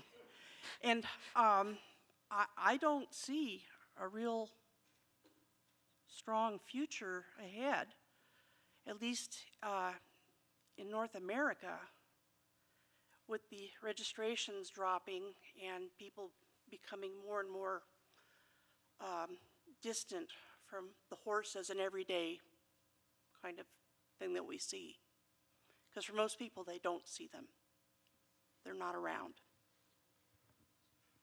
Yeah, I mean, that is a fantastic point, and I think it reminds us that we have these patterns and waves and things that we sort of follow through human history, and a lot of us do live in urban settings and don't have that, can't walk outside our door and see seahorses there. But I think there's also maybe, I don't think, the massive, sort of industry and involvement in the different racetracks and things like that. But we're also seeing other things with different urban riding programs, and the therapeutic programs, and I think starting to see horses more as just as pets as well. So there's those shifts and those changes, and definitely those declines. But then, as Will can speak to, outside of North America, right? If we want to look for those rays of hope, like looking to other cultural contexts as well, where the horse is still just as important as a cultural identity and sense of existence as ever, really. Yeah, and like I said, even in North America, there are places where that trajectory feels a little different. So I think, it all depends on perspective. Yeah. Probably there overall, we're not likely going back to everyone riding horses to work situation anytime soon. But I'd like to point out you could totally put a hitching rail outside of my office. There's lots of grass there. I've been trying to get my department chair to get me a, But weren't you saying there's a legal protections that you have to have a hitching rail in Calgary? Well, so I mean, Calgary, right? We're cowboy land. Theoretically, again, allegedly, on the one hand, there's a bylaw that requires businesses to have a hitching post outside so you can tie your horse up. But on the other hand, there's a bylaw saying you can't ride horses through downtown Calgary anymore unless it's like the Calgary Stampede Parade. So I think that's an excellent example of what you were saying, how on the one hand we're seeing these declines and changes, but on the other hand, if you dig a little deeper, you can find something else. All right, let's do one more in-person question and then jump back to online. Okay, what is your most, any of you can answer, please, your most favorite historical geek out moment? So like the thing that made you obsess about this. Sinclair, do you want to start? Yeah, sure. So my first archaeological dig was at a Roman circus, and that's what really sort of, in Carthage, and just created this fascination with charioteers and this entire industry, and that it just reached so deep into the empire. Does anyone else want to go? So mine was also my first, well, maybe not my first archaeological dig, but my first summer in Mongolia. For some reason, I was on rock duty. They would just like send me around to move piles of rocks, and when I would finish the next pile, they'd send me to another pile. And so I was getting a little frustrated with it, and I kind of asked, hey, can I, mind if I like excavate or something? And the first one that I got to work with was a 2,500-year-old frozen. I mean, you might, if you're being generous with the term Scythian, call it a Scythian horse burial. It's in Mongolia, but, that same time period and kind of some cultural parallels. And it was, so because of the frozen ground and how deep it was very, very extraordinarily well preserved. And I remember when we excavated off the kind of the cheek piece of the bridle was covered in gold, like these little gold, like Argali sheep ram with a big curl, and I just remember the audible gasp, just, and for me that was the moment that I've never come back from. So, I think it's hard to pinpoint exactly, but I think the thing that keeps me going with the topic are those little moments, like Carolyn was pointing out, and Sinclair, you had a couple of those, where you go beyond the historical document to that bond or relationship, or like reading Xenophon's manuscript for the first time and realizing I could have read this when I first took a writing lesson and it would have been really helpful. Right. Or stories of like a Spanish nobleman who, records, well, my horse really prefers garbanzo beans over something else. Those are the tidbits that may go beyond the document to that relationship. Carol? I was born with it. I guess, yeah, mine was looking at a picture of a breed of horse, the Pindos pony from modern Greece, and then looking at the Parthenon relief horses and realizing, hey, they still look kind of similar. And then my brain went, I could go to Greece and ride horses, and it's research. And then it was, I could go to Mongolia and ride horses, and it's research. And I mean, as fun as that is, again, making that very, especially as an ancient historian, so often we're working with fragments to feel like you're actually, not to say that, hey, I'm a Macedonian cavalryman, because I'm not, but like, I'm in a place on a horse riding through the same spaces, and the environment is the same, and having that as close as you can get to a personal experience, I think. Yeah, that was the no going back.